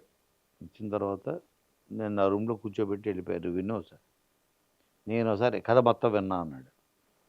విను ఆయన కూర్చోడు. వెళ్తే 2 hours చెప్పాడు ఉమ్, మొత్తం. బా. అయిపోయిన తర్వాత సెకండ్ ఆడియన్ తినే ఆఫ్టర్ సాయి కుమార్. బా. విని కొనగారు భలే ఉంది అన్నాడు. మొత్తం సంగతి రాయనే నేనే అన్న. నేను ఎలా భరిస్తాం బోస్ ఆస్కార్ లెవెల్ నీది, మీరు నా గురించి ఏం పట్టించుకోవద్దు, నాకు అంత బాగా నచ్చింది, ప్రేమగా రాస్తున్నారు ఆయన. ఎంత బాగుందో బాబా, భలే ఉంది ఉమ్, అని వస్తాను. ఉమ్, అలాగ తను సెకండ్ ఆడియన్. ఓకే. అలాగే దీనికి అందరూ విజయబుల్ కానీ కోర్టు కూడా తనే కదా. కొడుతుంది. కానీ అంతకు ముందే నేను విజయబుల్ కానీ తోటి కామ్రేడ్ కళ్యాణ్ అని అప్పటికి కోర్టు అవును. కూడా రిలీజ్ అవ్వలేదు. ఉమ్. కామ్రేడ్ కళ్యాణ్ షూట్ ఎప్పుడు కళ్యాణ్. స్టార్ట్ అయింది సార్? అయిపోయింది, అది కూడా అయిపోయింది. సో బ్యాండ్ మేళం కన్నా ముందే స్టార్ట్ అయింది. స్టార్ట్ అయింది, సో శ్రీ విష్ణుతో చేశారు. ఫిబ్రవరిలో స్టార్ట్ అయింది. అదేమో మరి కామ్రేడ్ కళ్యాణ్ 25 శ్రీ విష్ణు Feb. అనగానే బడ్జెట్ పెరిగిపోద్దిగా. కాన్సెప్ట్ ఫిల్మ్, బట్ అది మాత్రం అది అలాగే తీయాలి. దాంట్లో మ్మ్. పెద్ద కాస్టింగ్, మ్మ్. చాలా మంది ఉమ్, అందులో కామ్రేడ్ కళ్యాణ్లో. బట్ దాని తగ్గట్టే ఇప్పుడు శ్రీ విష్ణు కూడా ఈ మధ్యన బడ్జెట్ బాగా పెరిగింది. అవును. అంటే కారణం అతనికి number of hits, so we can afford good budgets. Um, Sree Vishnu మన వచ్చిన సింగిల్ కానీ, ఉమ్, అంతకుముందు ఇంకొక సామాజిక వర్గం కానీ, ఉమ్, అటు మంచి మంచి సినిమాలు అవును. వచ్చాయి. అవును. సో కాబట్టి డెఫినెట్గా ఇది తన కెరీర్లో వెరీ బిగ్ బడ్జెట్ అవుతుంది. ఉమ్. మీరు బాబీ గారి కాంబినేషన్ లో చిరంజీవి గారి సినిమా వర్క్ చేయబోతున్నట్టు తెలిసింది. Correct. అదే మీరు స్క్రీన్ ప్లే అంటే మేము అది ఆల్రెడీ ఎంతవరకు మేము వచ్చింది? చేసాము వాల్తేరు వీరయ్య, అవును. దానికి బాబీ డైరెక్టర్, నేను రైటర్. మళ్ళీ సేమ్ కాంబో. జాన్లో స్టార్ట్ అవుతుంది షూట్ ఓకే. చిరంజీవి గారితో. అది కూడా very unique subject. So already మీరు చిరంజీవి గారితో వర్క్ చేస్తున్నారు, ఇప్పుడు చేశాను. చేయబోతున్నారు. ఆయన గురించి కోన వెంకట్ గారి మాటల్లో. ఆయన గురించి ఏం చెప్పాం, ఆయన ఇప్పుడు ఆయన ప్రపంచమే ఆయన పరిచయం వాళ్ళందరూ అన్నయ్య అన్నయ్య అని పిలుస్తారు. ఉమ్. అలా మన ఇంట్లో మీ ఒక ఇద్దరికి ఉన్న ఒక ర్యాప్. కాదు, ఆయనతో పరిచయం ఉన్న ప్రతి వాళ్ళు అన్నయ్య అని పిలుస్తారు. మన ఇంట్లో ఒక పెద్ద అన్నయ్యలానే ఉంటాడు ఆయన. ఆయన ఇచ్చే సలహాలు, ఆ వెంకట్ ఇచ్చేయద్దు, ఆయన చెప్పేవి చాలా వాల్యుబుల్ ప్రతి మాట. సో ఆయన ఏమంటారు, ఆయన ఒక ఇది టెక్స్ట్ బుక్. ఒక మనిషి అట్టడుగు స్థాయి నుంచి ఈరోజు ఒక మెగాస్టార్ అంతకు మించి ఆయన ఈ ప్రతి తెలుగువాడు గర్వించదగ్గ రేంజ్కి వెళ్ళాడు అంటే అట్టడుగు స్థాయి నుంచి. దానికి కారణం ఏంటంటే ఆయనలో ఉన్న క్యారెక్టర్, వ్యక్తిత్వం. అదే ఆయన ప్లస్, ఆయన మైనస్ కూడా అదే. ఆయన ఎవరిని హర్ట్ చేయడు. ఎవరు హర్ట్ చేసినా రియాక్ట్ అవ్వడు. నా మ్మ్. కోపం వస్తుంటుంది, ఆయనకు రాదు. ఎవరు నన్ను క్షమించేస్తుంటాడు. మ్మ్. అది నాకు అసలు నచ్చదు. అదేంటన్నా అన్ని మాటలు పోనీవే, చాలా నేర్చుకోవాలి ఈయన దగ్గర. అంటే ఎంతో అవమానించిన వాళ్ళని, మొహం మీద అవమానించిన వాళ్ళని, తక్కువగా మాట్లాడిన వాళ్ళని, తక్కువ చేసి మాట్లాడిన వాళ్ళని అందరిని క్షమించేస్తాడు. అది ఆయనలో గ్రేటెస్ట్ క్యారెక్టర్. మ్మ్. ఎప్పుడు కూడా ఆయన ఏం ఫీల్ అవుతున్నాడు లోపల అన్నది ఎవ్వరికి ఆయన ఎక్స్పోజ్ అవ్వడు, మ్మ్. అవుట్ బస్ట్ అవ్వడు. అది మన వీక్నెస్. అది మన లోపల ఏం ఫీల్ అవుతున్నామో మనం అవతలకి తెలిసిపోతే అవుట్ బస్ట్ అయిపోయి అరిచేసి కేకలు పెట్టి, అది మన వీక్నెస్ అనమాట. ఆయన ఆ చిన్న స్మైల్ తోటి ఆయన చాలా ఎక్కువ ఫీల్ అయి ఉండొచ్చు. లోపల ఎంత లావా మనకు పొంగినా అర్థం అది కాదు. బయటికి తెలియకుండా. ఏదో రోజు వాడే తెలుసుకుంటాడు అనుకుంటాడు. మ్మ్. అది నాకు సినిమా గురువు ఎవరు? నాకు రామ్ గోపాల్ వర్మ. సత్య. తన దగ్గర స్టార్ట్ అయ్యాను. మ్మ్. చిరంజీవి గారి గురించి రాము ఎన్నోసార్లు ఎన్నో ట్వీట్లలో అవును. ఆయన విమర్శించాడు, ఆయన క్రిటిసైజ్ చేశాడు. సో నేను రాము కూడా ఏం చెప్పను ఏమి. మ్మ్. అంటే ఇటు రాముతోటి నాకు అంత క్లోజ్నెస్ ఉంది. మ్మ్. రాము ఎందుకు ఎప్పుడు నేను ఒకళ్ళకి సలహా ఇవ్వడం అన్నంత పొరపాటు ఇంకోటి ఉండదు అంటే లైఫ్లో. ఇటు చిరంజీవి గారు మీకు కావాల్సిన వ్యక్తే, ఇటు రాము గారు కావాల్సిన వ్యక్తే. సో దాన్ని అప్పుడు ఆ సిచ్యువేషన్ అదే కదా, ట్వీట్లు నేను చేస్తున్నప్పుడు ఏం రగిలిపోతూ చేశారు? కూడా లోపల ఆయనలాగే ఆ, నేను సైలెంట్. అది చిరంజీవి గారి దగ్గర నేర్చుకున్నారంట. నేర్చుకొని సైలెంట్. ఓకే, ఎందుకనే పెడుతున్నాడు అనుకున్నాను. ఎందుకంటే రాము ఏంటో నాకు తెలుసు. సో తన క్యారెక్టర్, తను ఒక డిఫరెంట్, అదొక వేరే తానులో ఒక ముక్క. అది ఓన్లీ ఒకటే తాను ఉంది ప్రపంచంలో, అందులోంచి తయారు చేసిన ఒక పీస్ రామవర్మ. అలా ప్రపంచంలో ఎవడు ఉండలేడు. అదొక పీసు. అంటే అదొక సపరేట్ పీస్ అండి. అతను చెప్పలేం మనం ఏమి. ఫీల్ అయ్యేవాడిని నేను లోపలే. బట్ నేను కలిసినప్పుడు కూడా చెప్పేవాడిని కాదు, ఎందుకు అలా పెడుతున్నావు ట్వీట్లు. ఇప్పుడు పవన్ కళ్యాణ్, చిరంజీవి గారి గురించి, ఇంకోటి గురించి. Okay, so that is how he wants to express his opinions about others. నేనేమనుకుంటాను, ఆయనలాగే ఇంకొకరిని హర్ట్ చేసే హక్కు, అధికారం మనకు లేదు. అది ఎవరినన్నా కానీ, అది మన ఓన్ డాటర్ అన్నా కానీ, ఓకే, ఇంకొకరిని హర్ట్ చేసే హక్కు మనకు లేదా అని నేను నమ్ముతా. అది చిరంజీవి గారి దగ్గరే ఇంకా ఎక్కువ నేర్చుకున్నాను. మనం హర్ట్ అయినా ఓకే, దాని కాల సమాధానం చెప్తుంది. మనం ఇంకోళ్ళని హర్ట్ చేస్తే వాళ్ళు ఎప్పటికీ మర్చిపోలేరు దాన్ని అని. అది నేను 99.99% ఎవరిని హర్ట్ చేయడానికి ఇష్టపడను. అలాంటిది హర్ట్ అవుతారు కదా, వ్యంగ్యంగా ఉంటాయి, తినేమి బూతులు గీతులు కాదు కానీ, బట్ సెటారికల్గానే వేసిన అవే. But they are hurting. అతను ఫ్యాన్సే హర్ట్ అవుతారంటే ఆయనంత హర్ట్ అవుతుండొచ్చు. బట్ ఎప్పుడు ఒక్క నెగిటివ్ స్టేట్మెంట్ ఇవ్వడం కానీ, ఆయన నోరు జారి ఒక మాట అనడం కానీ ఎప్పుడు చేయలేదు ఆయన. మొన్న మధ్యన నేను ఇప్పుడు ఇంతకాలం నేను మాట్లాడిన దానికి, నేను రాసిన దానికి, పెట్టిన దానికి I really feel sorry Chiranjeevi గారి గురించి అని తను మనస్ఫూర్తిగా తను సారీ చెప్పాడు అదే ట్విట్టర్లో రాము. అప్పుడు చాలా హ్యాపీ ఫీల్ అయ్యా. సో హీ బిలీవ్స్ దట్ ఎప్పటికైనా వాళ్ళే తెలుసుకుంటారు తెలుసుకుంటారు అని. అంతే, అది వాళ్ళు తెలుసుకుంటారు. ఏంటి దానికి 20 years పట్టింది, 15 years నుంచి నాకు తెలిసి. అంటే 15 years ఎవరి పెడుతున్నాడం కాదు, అప్పుడప్పుడు అడప అవన్నీ ఎందుకు అనుకునేవాడిని తప్ప, ఆయన తట్టు అవుతున్నాడు పాపం. నేనే ఫీల్ అవుతున్నాను ఇంత, ఆయన అంత ఫీల్ అవుతుంటాడు. ఆయన దగ్గర టాపిక్ కూడా తెచ్చేవాడిని కదా ఇప్పుడు. అలా అప్పుడప్పుడు మాడుకోవడం తప్ప పోనీ లేదు ఇంకా అంటాడు ఆయన. చిరంజీవి గారు అంత క్షమాగుణం ఆయనలో ఉంది.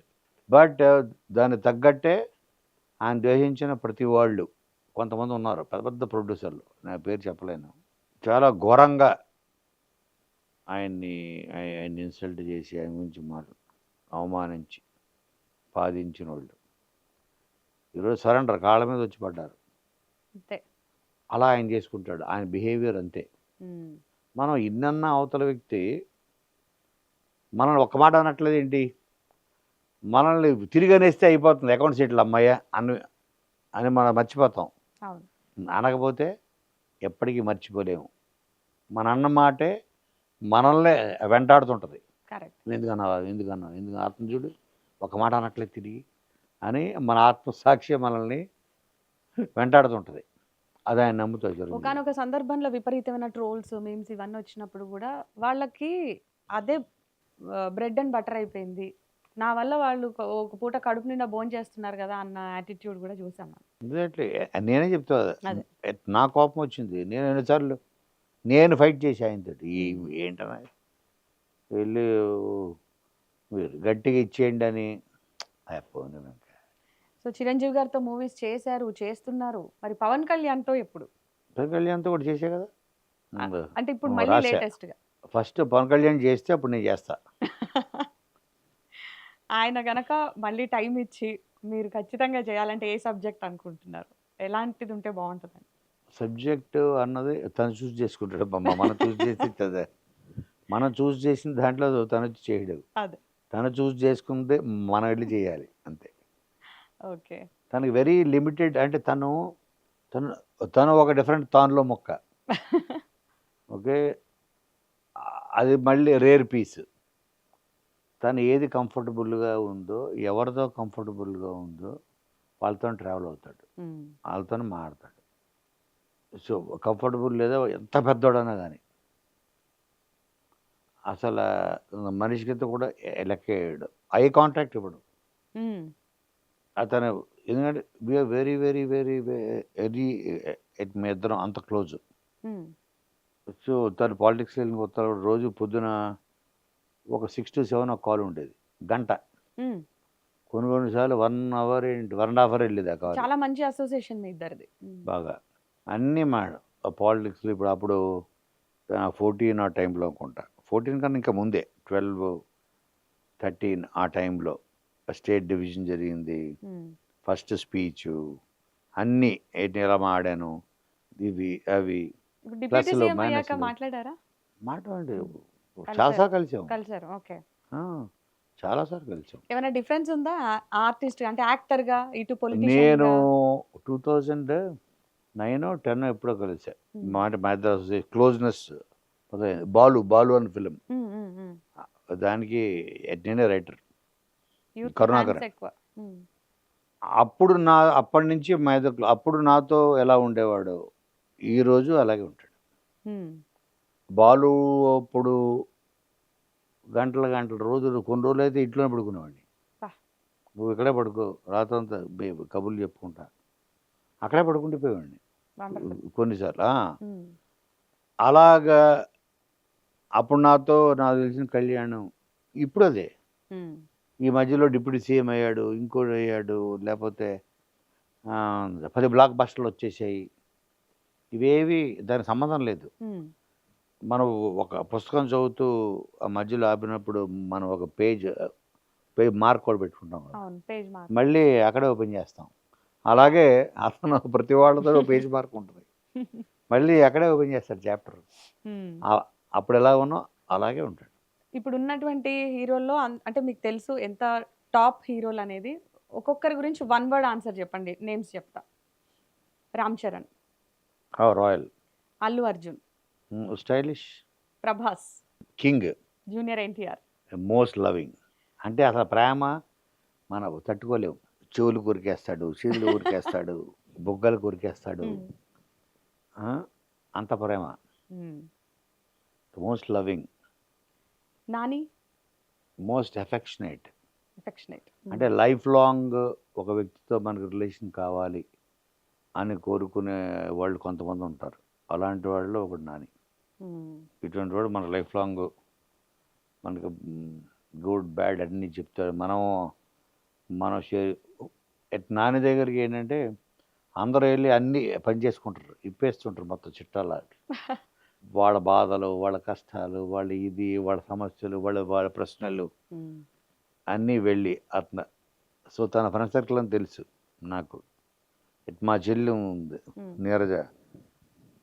సో మీరు కూడా ఆ దీంట్లోనే ఉంటుంది. సో అతను హీజ్ మోస్ట్ కంఫర్ట్ ఇస్తాడు అందరికీ. అందుకని అందరు ఓపెన్ అయ్యి వాళ్ళ కష్టాలు చెప్పుకుంటారు. అంటే హీఈ్ లైక్ ఏదైనా ఏమంటారు, షోల్డర్. ఓకే, ఆ షోల్డర్ ఇస్తుంటాడు. Shoulder to cry, shoulder to lean on, shoulder to depend. అలాగా మీరు వర్క్ చేశారు ఎట్లా నాగార్జున గారితో కూడా. సో నాగార్జున గారి గురించి ఆయనది ఒక డిఫరెంట్. హీఈస్ ఏమంటారు ద మోస్ట్ హ్యాపీయెస్ట్ సోల్. ఆ టెన్షన్ తీసుకోడు. అందుకనే he always looks young, he doesn't age. కారణం ఏంటంటే స్ట్రెస్ తీసుకోడు ఆయన, ఇంకోళ్ళకి స్ట్రెస్ ఇవ్వడు.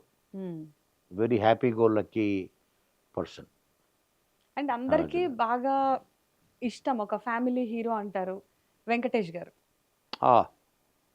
Amazing simple. అంత సింపుల్ హ్యూమన్ బీయింగ్ మనం చూడలేం. ఆయనే ఫీల్ అవుతుంటాడు అంటే నేను ఇదా అని ఆయనే క్వశ్చన్ చేసుకుంటా.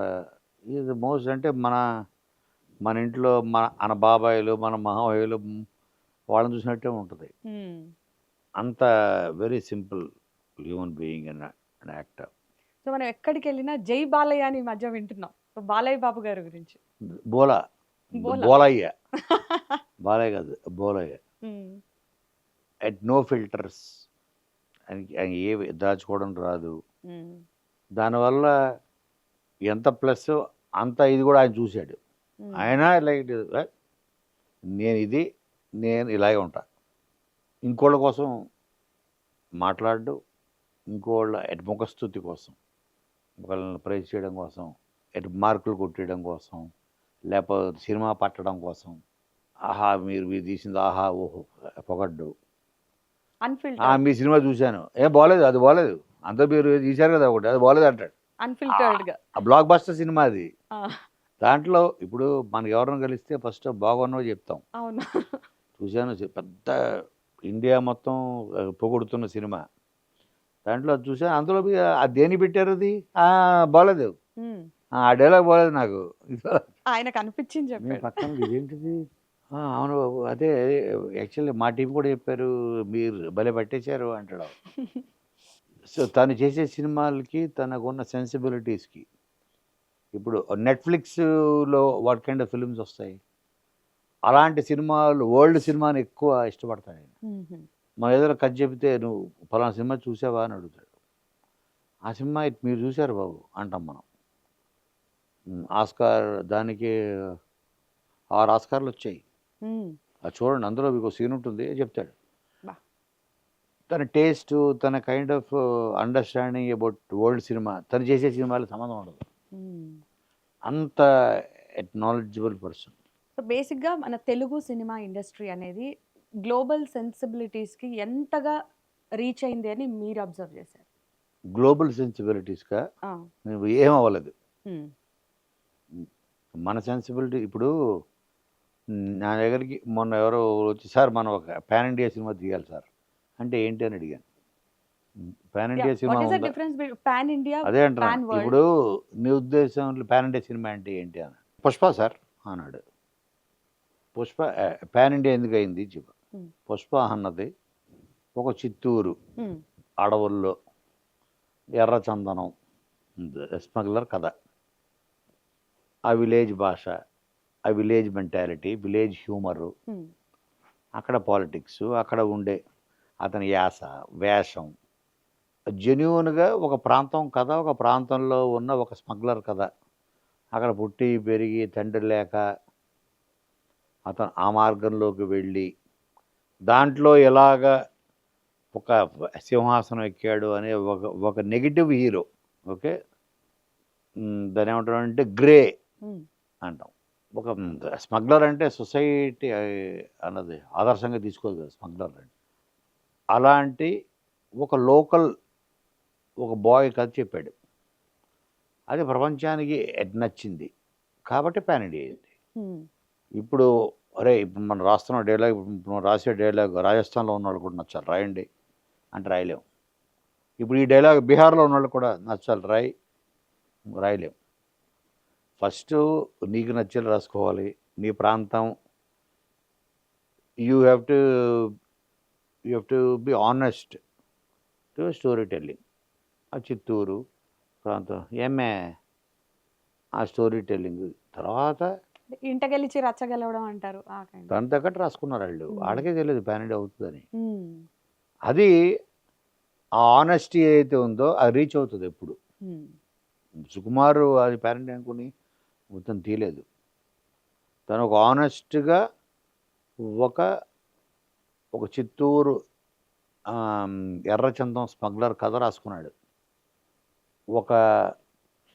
తనకి ఇంటి పేరు లేదు, ఆయన తప్పించిపోతూ తన తల్లి ఇలా అవమానాల పాలు, ఒక ఎమోషనల్ యాంగిల్ పెట్టుకొని, తనకి ఏ చదువు లేదు, ఇందులోనే టాప్. ఏది పట్టుకుంటే ఇప్పుడు మనం సో ఏ ఫీల్డ్లోకి ఎంటర్ అయినా అందులోనే మనం టాప్కి వెళ్ళాలని కోరుకుంటాం. అలాగా అతను ఎంచుకున్న ఫీల్డ్ గ్రే ఏరియా స్మగ్లింగ్, అందులోనే టాప్కి వెళ్ళాలనుకున్నాడు. అది ఆనెస్ట్గా రాసుకున్నాడు. ఆనెస్టీ ప్రపంచానికి చేరింది. దానికి బాడీ లాంగ్వేజ్ ఇచ్చాడు, తగ్గేదేలే అన్నాడు, ఇంకోటి అన్నాడు. కానీ ఇవన్నీ తెలుగు ఆ ప్రాంతానికి తగ్గట్టు రాసుకున్నాడు. ఇది బీహార్లో నచ్చాలి, యూపీలో నచ్చాలి, ఎంపీలో నచ్చాలి, రాజస్థాన్లో నచ్చాలంటే ఏం చేయాలి? నో అదర్ స్టేట్ అది పాన్ ఇండియా అన్నది. అది ఆటోమేటిక్గా ఇండియా మొత్తం నచ్చితే పాన్ ఇండియా అవుతుంది అంతే. పాన్ ఇండియా సినిమా అంటూ ఉండదు ఎక్కడ. సమాజం మీద సినిమాల ఇంపాక్ట్ బాగా పడుతుంది అనే దాన్ని మీ పర్స్పెక్టివ్లో ఎలా చూస్తారు? నేను అసలు నమ్మన్నది పడుతుంది అంటే, ఇప్పుడు సినిమా అన్నదే ఎంటర్టైన్మెంట్. ఓకే, నేను గొప్ప విషయాలు కొత్త విషయాలు తెలుసుకోవాలనుకుంటే గ్రంథాలయానికి వెళ్తా. సినిమా హాల్కి ఎందుకు వెళ్తా కదా, ఎంటర్టైన్మెంట్ కోసం వెళ్ళా. నేను వెళ్ళిందే అల్లు అర్జున్ ఎంత బాగా డ్యాన్స్ చేస్తాడు, చిరంజీవి స్టెప్పులు వేస్తే అసలు అదిరిపోద్ది, బస్సు వేరు యుద్ధ పార్టీ, నేను దానికోసం వెళ్ళా. అంతేగాని ఇప్పుడు నేను ప్రభావితం అవుదాం, ఇప్పుడు నాకు నన్ను ఇన్ఫ్లుయెన్స్ చేయడానికి ఎవరు లేరు లైఫ్లో, సినిమాకి వెళ్ళి అయిపోదాం ఇన్ఫ్లుయెన్స్ అని నేను వెళ్ళను కదా. సో కాబట్టి అది రాంగ్. అది అయ్యేవాళ్ళు ఉండరా అంటే మేబీ 1 or 2%, లెస్ దాన్ 1%. అది చూసి ఓహో ఇప్పుడు ఎర్రచందనం స్మగ్లింగ్ మనం చేస్తే మనం కూడా పుష్పలాగా మొత్తం అంతా గోల్డ్ వేసుకోవచ్చు, మనకు కూడా శ్రీవల్లి దొరుకుతుంది అని కూడా ఉంటాడు ఎవడన్నా. ఇప్పుడు ఎర్రచందనం అడవులన్నీ ఇప్పుడు మొత్తం అంతా లోపల అంతా ట్రాఫిక్ జామ్ అయి ఉండాలి. వాటికి అందరూ స్కూటర్లు సైకిళ్ళు వేసేసుకొని ఎర్రచందనం ఎక్కడ ఉందని, అంతా బుల్షిట్. సినిమాల ప్రభావం చాలా ఎక్కువ. సినిమాల ప్రభావం ఎందుకు ఉంటుంది అంటారు కదా. సినిమాల ప్రభావం ఉండదు, మీ ఇంట్లో ఉండే వాళ్ళ ప్రభావం ఉంటుంది మీ మీద. ఫస్ట్ అది డిస్కస్ చేయాలి. ఫస్ట్ మీ నాన్న రోజు ఇంటికి తాగొస్తున్నాడంటే ఓహో తాగుడులో అంత మజా ఉందా అనుకుంటాడు కొడుకు. సినిమా చూసి తాగడు, ఆ నాన్నని చూసి తాగుతాడు ఫస్ట్. మా అన్న సిగరెట్ కలుస్తున్నాడు, అబ్బా ఆడంత స్టైల్ తాగుతున్నాడు రా మా అన్నగాడు. వీళ్ళు ఆలోచించే వాళ్ళందరికీ ఆన్సర్ కావాలని వాళ్ళు ఇంట్లో వాళ్ళతో అవుతారు ఫస్ట్ ప్రభావితం. తర్వాత ఫ్రెండ్స్, తర్వాత స్కూల్లో ఉన్న ఫ్రెండ్స్, ఇంటి పక్కన ఉన్న ఫ్రెండ్స్, ఫస్ట్ ఇంట్లో ఉండే పేరెంట్స్. ఎందుకు 90% ఆఫ్ ది పీపుల్ వాళ్ళ నాన్న లాయర్ అయితే ఆ లాయర్ అవుతాడు. ఎందుకు అవుతాడు? వాళ్ళ నాన్న పోలీస్ డిపార్ట్మెంట్కి వెళ్తే వాడు పోలీస్ డిపార్ట్మెంట్కి వెళ్తాడు. వాళ్ళ నాన్న సినిమా ఇండస్ట్రీలో పనిచేస్తే వాడు సినిమా ఇండస్ట్రీకి వస్తాడు, యాక్టర్ అవుతాడు. ఎందుకు వాళ్ళ నాన్న డాక్టర్ అయితే డాక్టర్ అవుతాడు. అంటే ఫస్ట్ ఇన్ఫ్లుయెన్స్ ప్రభావం ఎక్కడ అవుతున్నారు? ఇంట్లో అవుతున్నారు, ఇంటి నుంచి అవుతున్నారు. నేను చెప్పింది గుడ్డే, బ్యాడ్ కూడా ఉన్నాయి. సో మీ నాన్న మందు కొట్టి, మీ అన్న సిగరెట్ కొట్టి అది చూసి స్టైల్గా ఫీల్ అయ్యి పిల్లోళ్ళు, చిన్న పిల్లలు ఆ ప్రభావితం అవుతారు. అంతే సినిమా చూసి అవ్వడం ఏంటి ఇప్పుడు, అదే నేను నమ్మను. ఎక్కడో లెస్ దాన్ 1%, 1.1% అయితే అయ్యుండొచ్చు, ఐ డోంట్ నో, అది నేను నమ్మను. సో ఇప్పటి వరకు మీరు టచ్ చేయని జానర్ అనుకుంది కానీ ఖచ్చితంగా ఇది ఎప్పటికైనా చేసి తీరాలనుకుంది కానీ ఏంటి ఆ జానర్? మాస్ అంటే hard core mass films, like Sarainodu, ఇలాంటివి ఉంటాయి కదా, కంప్లీట్ వైలెన్స్, ఒక లార్జర్ దాన్ లైఫ్ హీరోయిజాలు, అది నేను టచ్ చేయలేదు, అది నాకు రాదు కూడా. అంటే ఎప్పటికైనా చెయ్యాలి అని నేను చేయాలని కూడా లేదు నాకు. ఓకే. అండ్ మీరు ఎప్పుడన్నా కంప్లీట్గా horror, okay. Pure horror um, నాకు రాదు. ఉమ్, హారర్ కామెడీ మళ్ళీ చేస్తా, గీతాంజలి చేసినట్టు. అవును అవును. హారర్ కామెడీ చేయగలను. ప్రతి దాంట్లోంచి ఎంతో కొంత నేను రాసే ప్రతి కథలో హ్యూమరే ఉంటుంది. అవును. సో దాంతోపాటు ఎమోషను, ఇప్పుడు నిన్నుకోరు లాంటి సినిమాలో కూడా ఎమోషన్ బాగుంటుంది. ఎమోషన్తో పాటు కామెడీ Comedy. పడడానికి ట్రై చేశాను. అవును. సక్సెస్, అందులో చాలా కామెడీ కూడా ఉంటుంది. ఉమ్, అలాగా నేను ఎక్కువ ఫన్ ఇష్టపడతాను. సినిమా అంటేనే stress buster, correct. Entertainment. Relief. Industry అది ఎంటర్టైన్మెంట్ ఇండస్ట్రీ. సో కాబట్టి అది నేను ఎంటర్టైన్ చేయడానికి ఇష్టపడతా. ఎంటర్టైన్మెంట్లో లాఫ్టర్ అన్నది నా ఫస్ట్ ప్రియారిటీ. నేను ఇష్టపడేది, పబ్లిక్ ఇష్టపడేది కూడా అదే. నవ్వుకోవడానికి 2 గంటలు అన్నీ మర్చిపోయి నవ్వుకోవడానికి మేము సినిమాకి వెళ్తామండి అంటారు. అంతే 2 గంటలు అన్నీ మర్చిపోయి ఆడడానికి సినిమాకి వెళ్దాం అనుకున్నాను అనుకోరు కదా ఎవరు. లేదు. ఎన్ని వెళ్తున్నారు శాంతం? అవునండి, కాసేపు ఏడ్చి చాలా కాసేపు రోజులు. ఏడవాలి ఉంది, ఏడు చాలా అయింది, అందుకని టికెట్ మనం బుక్ చేశాను బుక్ మై షోలో, ఇల్లు 2 అవర్స్ ఏడ్చి వచ్చేస్తాను అంటారు కదా. 2 hours నవ్వుకొని వస్తాను కదండి. అలాగా అది నాకు రాదు. Hard core horror, hard core action, heavy duty action నాకు రాదు. నేను చేయాలని కూడా అనుకోవట్లేదు. కొత్తగా కథలు రాయాలనుకునే వాళ్ళు కానీ అప్కమింగ్ రైటర్స్ వీళ్ళందరూ చేసేటువంటి అసలు బిగ్ మిస్టేక్స్ ఏంటి? అండ్ వాళ్ళకి మీరు చెప్పేటువంటి ఒక 3 ఫండమెంటల్స్ అనుకోండి. నేను ఒకళ్ళకి సలహా ఇవ్వను, ఒకళ్ళు సలహా ఇస్తే తీసుకోను. ఫస్ట్ ఏంటంటే మనం దేంట్లో ఎక్స్పర్ట్, Hmm. ఫస్ట్ మనం ఏంటో మనం తెలుసుకోవడమే సగం జీవితం అయిపోద్ది. అంతే. అంటే మన స్ట్రెంగ్త్ అంటే ఒక సీనియర్ అది రైటర్ తెలుసుకోవాలంటున్నాను. ఎంకరేజ్మెంట్ కావచ్చు. అదే అంటున్నాను. Hmm. ఇప్పుడు రైటర్ వాళ్ళు ఎలా ఉంటారంటే ఎవరి ఫ్రైడేకి వాళ్ళ మైండ్ మార్చుకుంటారు. ఈ ఫ్రైడే లిటిల్ హార్ట్స్ వచ్చింది, అది చూస్తాడు, చూసి అమ్మ లిటిల్ హార్ట్స్ లాంటి సినిమా రాస్తారంటాడు, రూమ్మేట్ తోటి కూర్చుంటాడు.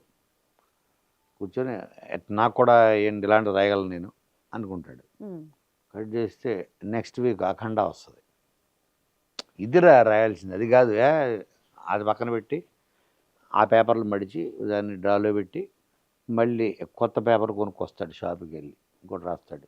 ఆ నెక్స్ట్ ఫ్రైడే మళ్ళీ ఇంకో సినిమా ఏదో వస్తుంది, ఇంకొక హీరోది బ్లాక్ బస్టర్ అవుతుంది. అవగానే ఇదిరా మనం రాయాల్సిన సినిమా, ఇది కాదు అని పక్కన పెడతాడు. Hmm. సో ఫస్ట్ వాళ్ళు తెలుసుకోవాల్సింది ఏంటంటే ఏవి హిట్ అవుతున్నాయో అవి రాయాలని కూడా తప్పు. Hmm. అలాంటి సినిమాలు మేము కూడా రాయగలవా Hmm. అని కూడా ఇంకా తప్పు. ప్రతి వాళ్ళకి నేను చెప్పే కదా ఏంటో స్ట్రెంగ్త్ ఉంటుంది. ఇప్పుడు నా స్ట్రెంగ్త్ నా కామెడీ, టైమింగ్, క్యారెక్టరైజేషన్స్, సొసైటీలో అందరూ ఐడెంటిఫై చేసే క్యారెక్టరైజేషన్స్. ఓకే, ఎవరు మ్యాక్డోల్ మూర్తి, పద్మనాభసింహ, రావు గారు, ఇవి చారి అలా గారు, గుర్తుండిపోయాయి. ఇవన్నీ సొసైటీలోంచి ఉండే హ్యూమర్ని నేను టక్కనే గ్రాప్ చేశారు. ఓహో అది నేను గుర్తుపెట్టుకొని, అది నేను ఎందుకంటే నేను చూశానంటే కొన్ని వందల మంది అలాంటి క్యారెక్టర్లు వాళ్ళు చూసి ఉంటారు కదా, అవును. వాళ్ళు కరెక్ట్ అయిపోతారు ఇమీడియట్గా. Dallas Nageswararao, Chicago Subbarao, Hmm. ఆ క్యారెక్టర్స్ అన్నీ. అలాగే వెంకీలో Hmm. ప్రతి క్యారెక్టరు నేను రియల్ లైఫ్లో చూసిన. నిప్పు నాగరాజు, ఎవరు టీసీ ఉంటాడు, అవును వేణుమాధవ్, అవును. నిప్పు నాగరాజు. అలాగే అలాగే అలాగే బొక్క గారు, ఎవరు ఏవిఎస్, అవును. ప్రతి వాళ్ళు ఉంటారు. వాళ్ళు ఏంటంటే ఎట్లా సలహాలు ఇస్తుంటారు, ట్రైన్లో పరిచయం లేని వాళ్ళు కూడా సలహాలు ఇస్తుంటారు. అది బొక్క గారు. గజాల క్యారెక్టరు, Hmm. అందరినీ తక్కువ చేసి మాట్లాడడం, ఇది మనకి ట్రైన్లోనే పరిచయం అయ్యారు వీళ్ళందరూ రకరకాల ప్రయాణాల్లో.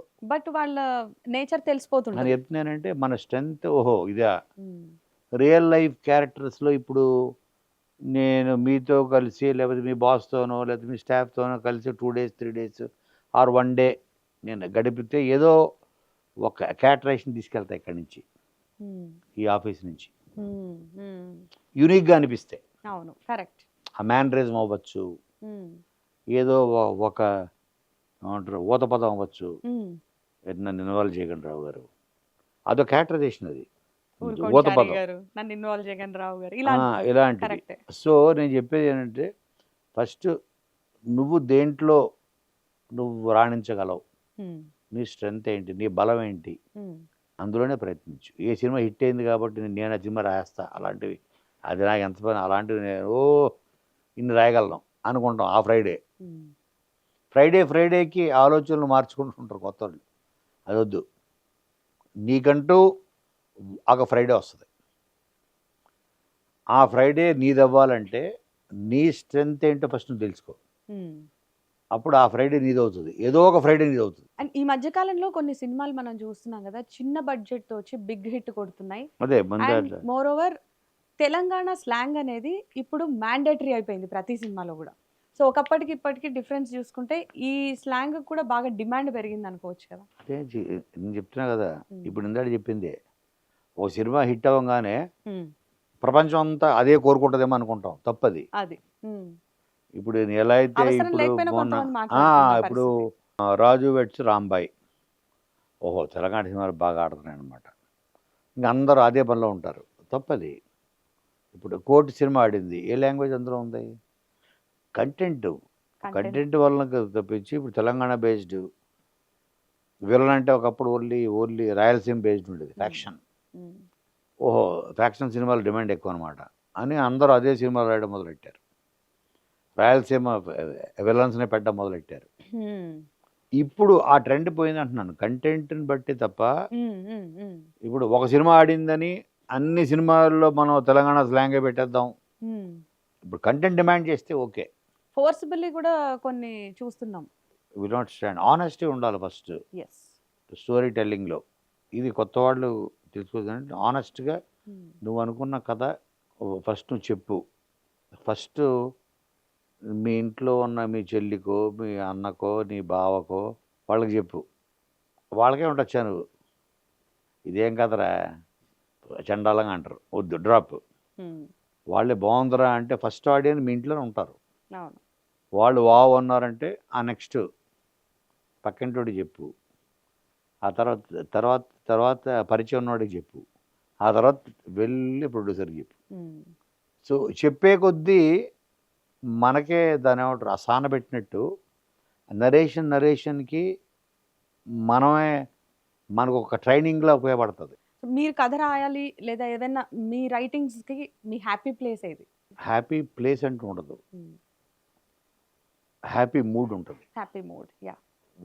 చికాగా ఉండి అమెరికాకి వెళ్ళు, లండన్ వెళ్ళా నేను, అక్కడ ది పీస్ ఆఫ్ మైండ్ లేనప్పుడు ఎక్కడికి వెళ్ళినా రాదు, అంతే. సరస్వతి పలకదు. హ్యాపీ ప్లేస్ కాదు, హ్యాపీ మూడ్ ఉండాలి. ఫస్ట్ హ్యాపీనెస్ ఉండాలి అరౌండ్ యూ. ఫస్ట్ అవన్నీ తీసి ఓకే ఇప్పుడు టెన్షన్లు ఏమి లేకుండా కూర్చుంటే మామూలుగా ఇరానీ హోటల్లో కూర్చొని కూడా అద్భుతమైన కథ రాయొచ్చు హైదరాబాద్లోనే. సో ఎందుకు దూరంగా వెళ్తామంటే, నేను కూడా వరల్డ్ మొత్తం తిరిగా కథలు రాసేప్పుడు. ఎందుకు వెళ్తాము అంటే హ్యూమన్ ఒక సైకాలజీ ఉంటుంది. హైదరాబాద్లో ఉంటే హైదరాబాద్లో ఉన్న మన సమస్యలన్నీ మనకు అవే గుర్తొస్తుంటాయి, మైండ్లో అవే రన్ అవుతా ఉంటాయి. ఊరికి దూరంగా వెళ్ళిపోతే మన సమస్యల నుంచి కూడా దూరంగా వెళ్ళిపోయాం అన్న ఫీలింగ్ వస్తుంది. సైకలాజికల్గా మన ఫ్యామిలీ నుంచి దూరంగా వెళ్ళిపోయాం, మనకి ఏవో ఉన్నాయి చిన్న చిన్న టెన్షన్ల నుంచి దూరంగా వచ్చేవారు బాబు. ఆ ప్రాబ్లం సాల్వ్ అవ్వదు, ప్రాబ్లమ్స్ నుంచి మనం దూరంగా వచ్చాం కాబట్టి మెంటల్లీ ఒక రిలీఫ్ ఉంటుంది. అందుకునే దూరంగా వెళ్ళినప్పుడు ఓహో వాటన్నిటికీ మనం ఇప్పుడు దూరంగా ఉన్నాం, అమ్మాయి హ్యాపీగా ఉన్నాం అని ఒక హ్యాపీనెస్ క్రియేట్ అవుతుంది. సో ఏంటి మీ ఫేవరెట్ డెస్టినేషన్ మరి? ఏదైనా ఒకటే నాకు. నేను దూరంగా వెళ్ళిపోతా. ఫస్ట్ దూరంగా వెళ్ళిపోయి నేను లండన్ నేను ట్రైన్స్లో రాశాను. లండన్ ఏంటంటే సర్క్యులర్ రైల్వే, ఒక టికెట్ కొనుక్కుంటే పొద్దున్న నుంచి రాత్రి వరకు తిరగచ్చు, 24 hours ఒకే టికెట్ మీద. ఎక్కడ కావాలంటే అక్కడ దిగిపోవచ్చు, లంచ్ చేసి మళ్ళీ ఎక్కేయచ్చు ట్రైన్.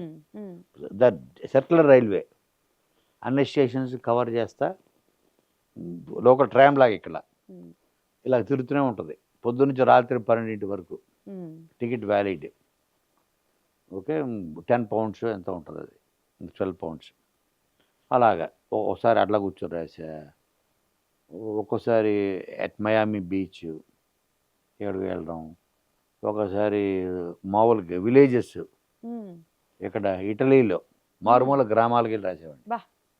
అలా ఏదో మనకి ఎక్కడ అది కొన్ని ప్లేస్కి వెళ్తే ఆ ప్లేస్ మనల్ని ఇన్స్పైర్ చేస్తుంది. ఆ వ్యూ అవ్వచ్చు, ఆ బ్యూటీ అవ్వచ్చు, సీనిక్ బ్యూటీ అలా. సో ఫైనల్గా ఇప్పుడు మారుతున్న జనరేషన్కి తగ్గట్టు అంటే మూవీ మేకింగ్లో కూడా చాలా చేంజెస్ వచ్చాయి కదా ఒకప్పటికి ఇప్పటికీ చూసుకుంటే. అండ్ ఇప్పుడు ఏఐ అంటున్నారు. సో ఏఐ వల్ల అడ్వాంటేజెస్ అనుకుంటున్నారా, డిసడ్వాంటేజెస్ అనుకుంటున్నారా? దాన్ని ఎంతవరకు ఉపయోగించుకోవాలి? అంటే ఫస్ట్ పాయింట్ అర్థం చేసుకోవాలి. ఇంకా అర్థం చేసుకునే క్రమంలో ఉన్నాం. తర్వాత ఉపయోగించుకోవడం, ఆ తర్వాత ఆ ఉపయోగించింది ప్లస్ ఆ మైనస్ ఆ తర్వాత తెలుస్తుంది. ఇప్పుడు మనం ఏమంటారు ప్రిమెచ్యూర్ స్టేజ్లో ఉన్నాం, అర్థం చేసుకునే స్టేజ్లో ఉన్నాం. ఓకే. ఆర్టిఫిషియల్ ఇంటెలిజెన్స్ అందులోనే ఉంది. ఆర్టిఫిషియాలిటీ అవును. న్యాచురాలిటీలో ఉన్న ఒరిజినాలిటీ ఆర్టిఫిషియాలిటీలో ఉండదని నేను నమ్ముతా. ఆర్టిఫిషియల్ ఇంటెలిజెన్స్ కాదు కావాల్సింది సినిమాకి, న్యాచురల్ ఇంటెలిజెన్స్ కావాలి. అందులోనే ఉంది కదా ఆర్టిఫిషియల్ ఇంటెలిజెన్స్ అని. It's an artificiality. దాని మీద ఎంత తక్కువ డిపెండ్ అయితే అంత బెటర్ అని నేను నమ్ముతున్నా. ఫైనల్లీ కోన వెంకట్ గారి లెగసీ ఎలా ఉండాలి, ఫ్యూచర్లో మీ గురించి ఎవరైనా మాట్లాడితే ఏం మాట్లాడుకోవాలి అనేటువంటిది మీరు ఆశిస్తున్నారు? ఇప్పుడు ఏం మాట్లాడుకుంటున్నారు, ఇప్పుడు మీ డైలాగులు మీ ఇది అది మాట్లాడకుండా చాలు, అది నెగిటివ్ అవ్వకపోతే చాలు, అది రివర్స్ అయిపోయి అది బ్యాడ్గా మాడకపోతే చాలు. ఇప్పుడు దాకా రాసింది చాలు కదరా, ఇంకా రిటైర్ అయిపోవచ్చు కదా, పడుకోవచ్చు కదా ఇంట్లో అనుకోకపోతే చాలు. అది ఇంకా ఆయన రాస్తే బాగుండు, ఇంకా ఇంకా ఇప్పుడు నేను యుఎస్ వెళ్ళినప్పుడు లేకపోతే ఫ్లైట్స్లోనో నేను వెళ్ళినప్పుడు ఏదో కలుస్తుంటారు కదా, సార్ మీ సినిమాలు ఆ సినిమాలు ఈ సినిమాలు ఈ సినిమాలు మళ్ళీ మీ ఈ అలాంటి సినిమాలు రావాలి సార్ అంటే, ఓహో అంటే మనం రాయడం మానేసామన్నమాట అలాంటి సినిమాలు అని వాళ్ళు మళ్ళీ రెడీ అంటారు, దూకుడు అంటారు, బాద్షా అంటారు, ఇవే చెప్తుంటారు. మరి ఆ దాటి వెళ్ళిపోయాం, ఇంకా ముందుకు మనము నిన్ను గురించి మాట్లాడరేంటి?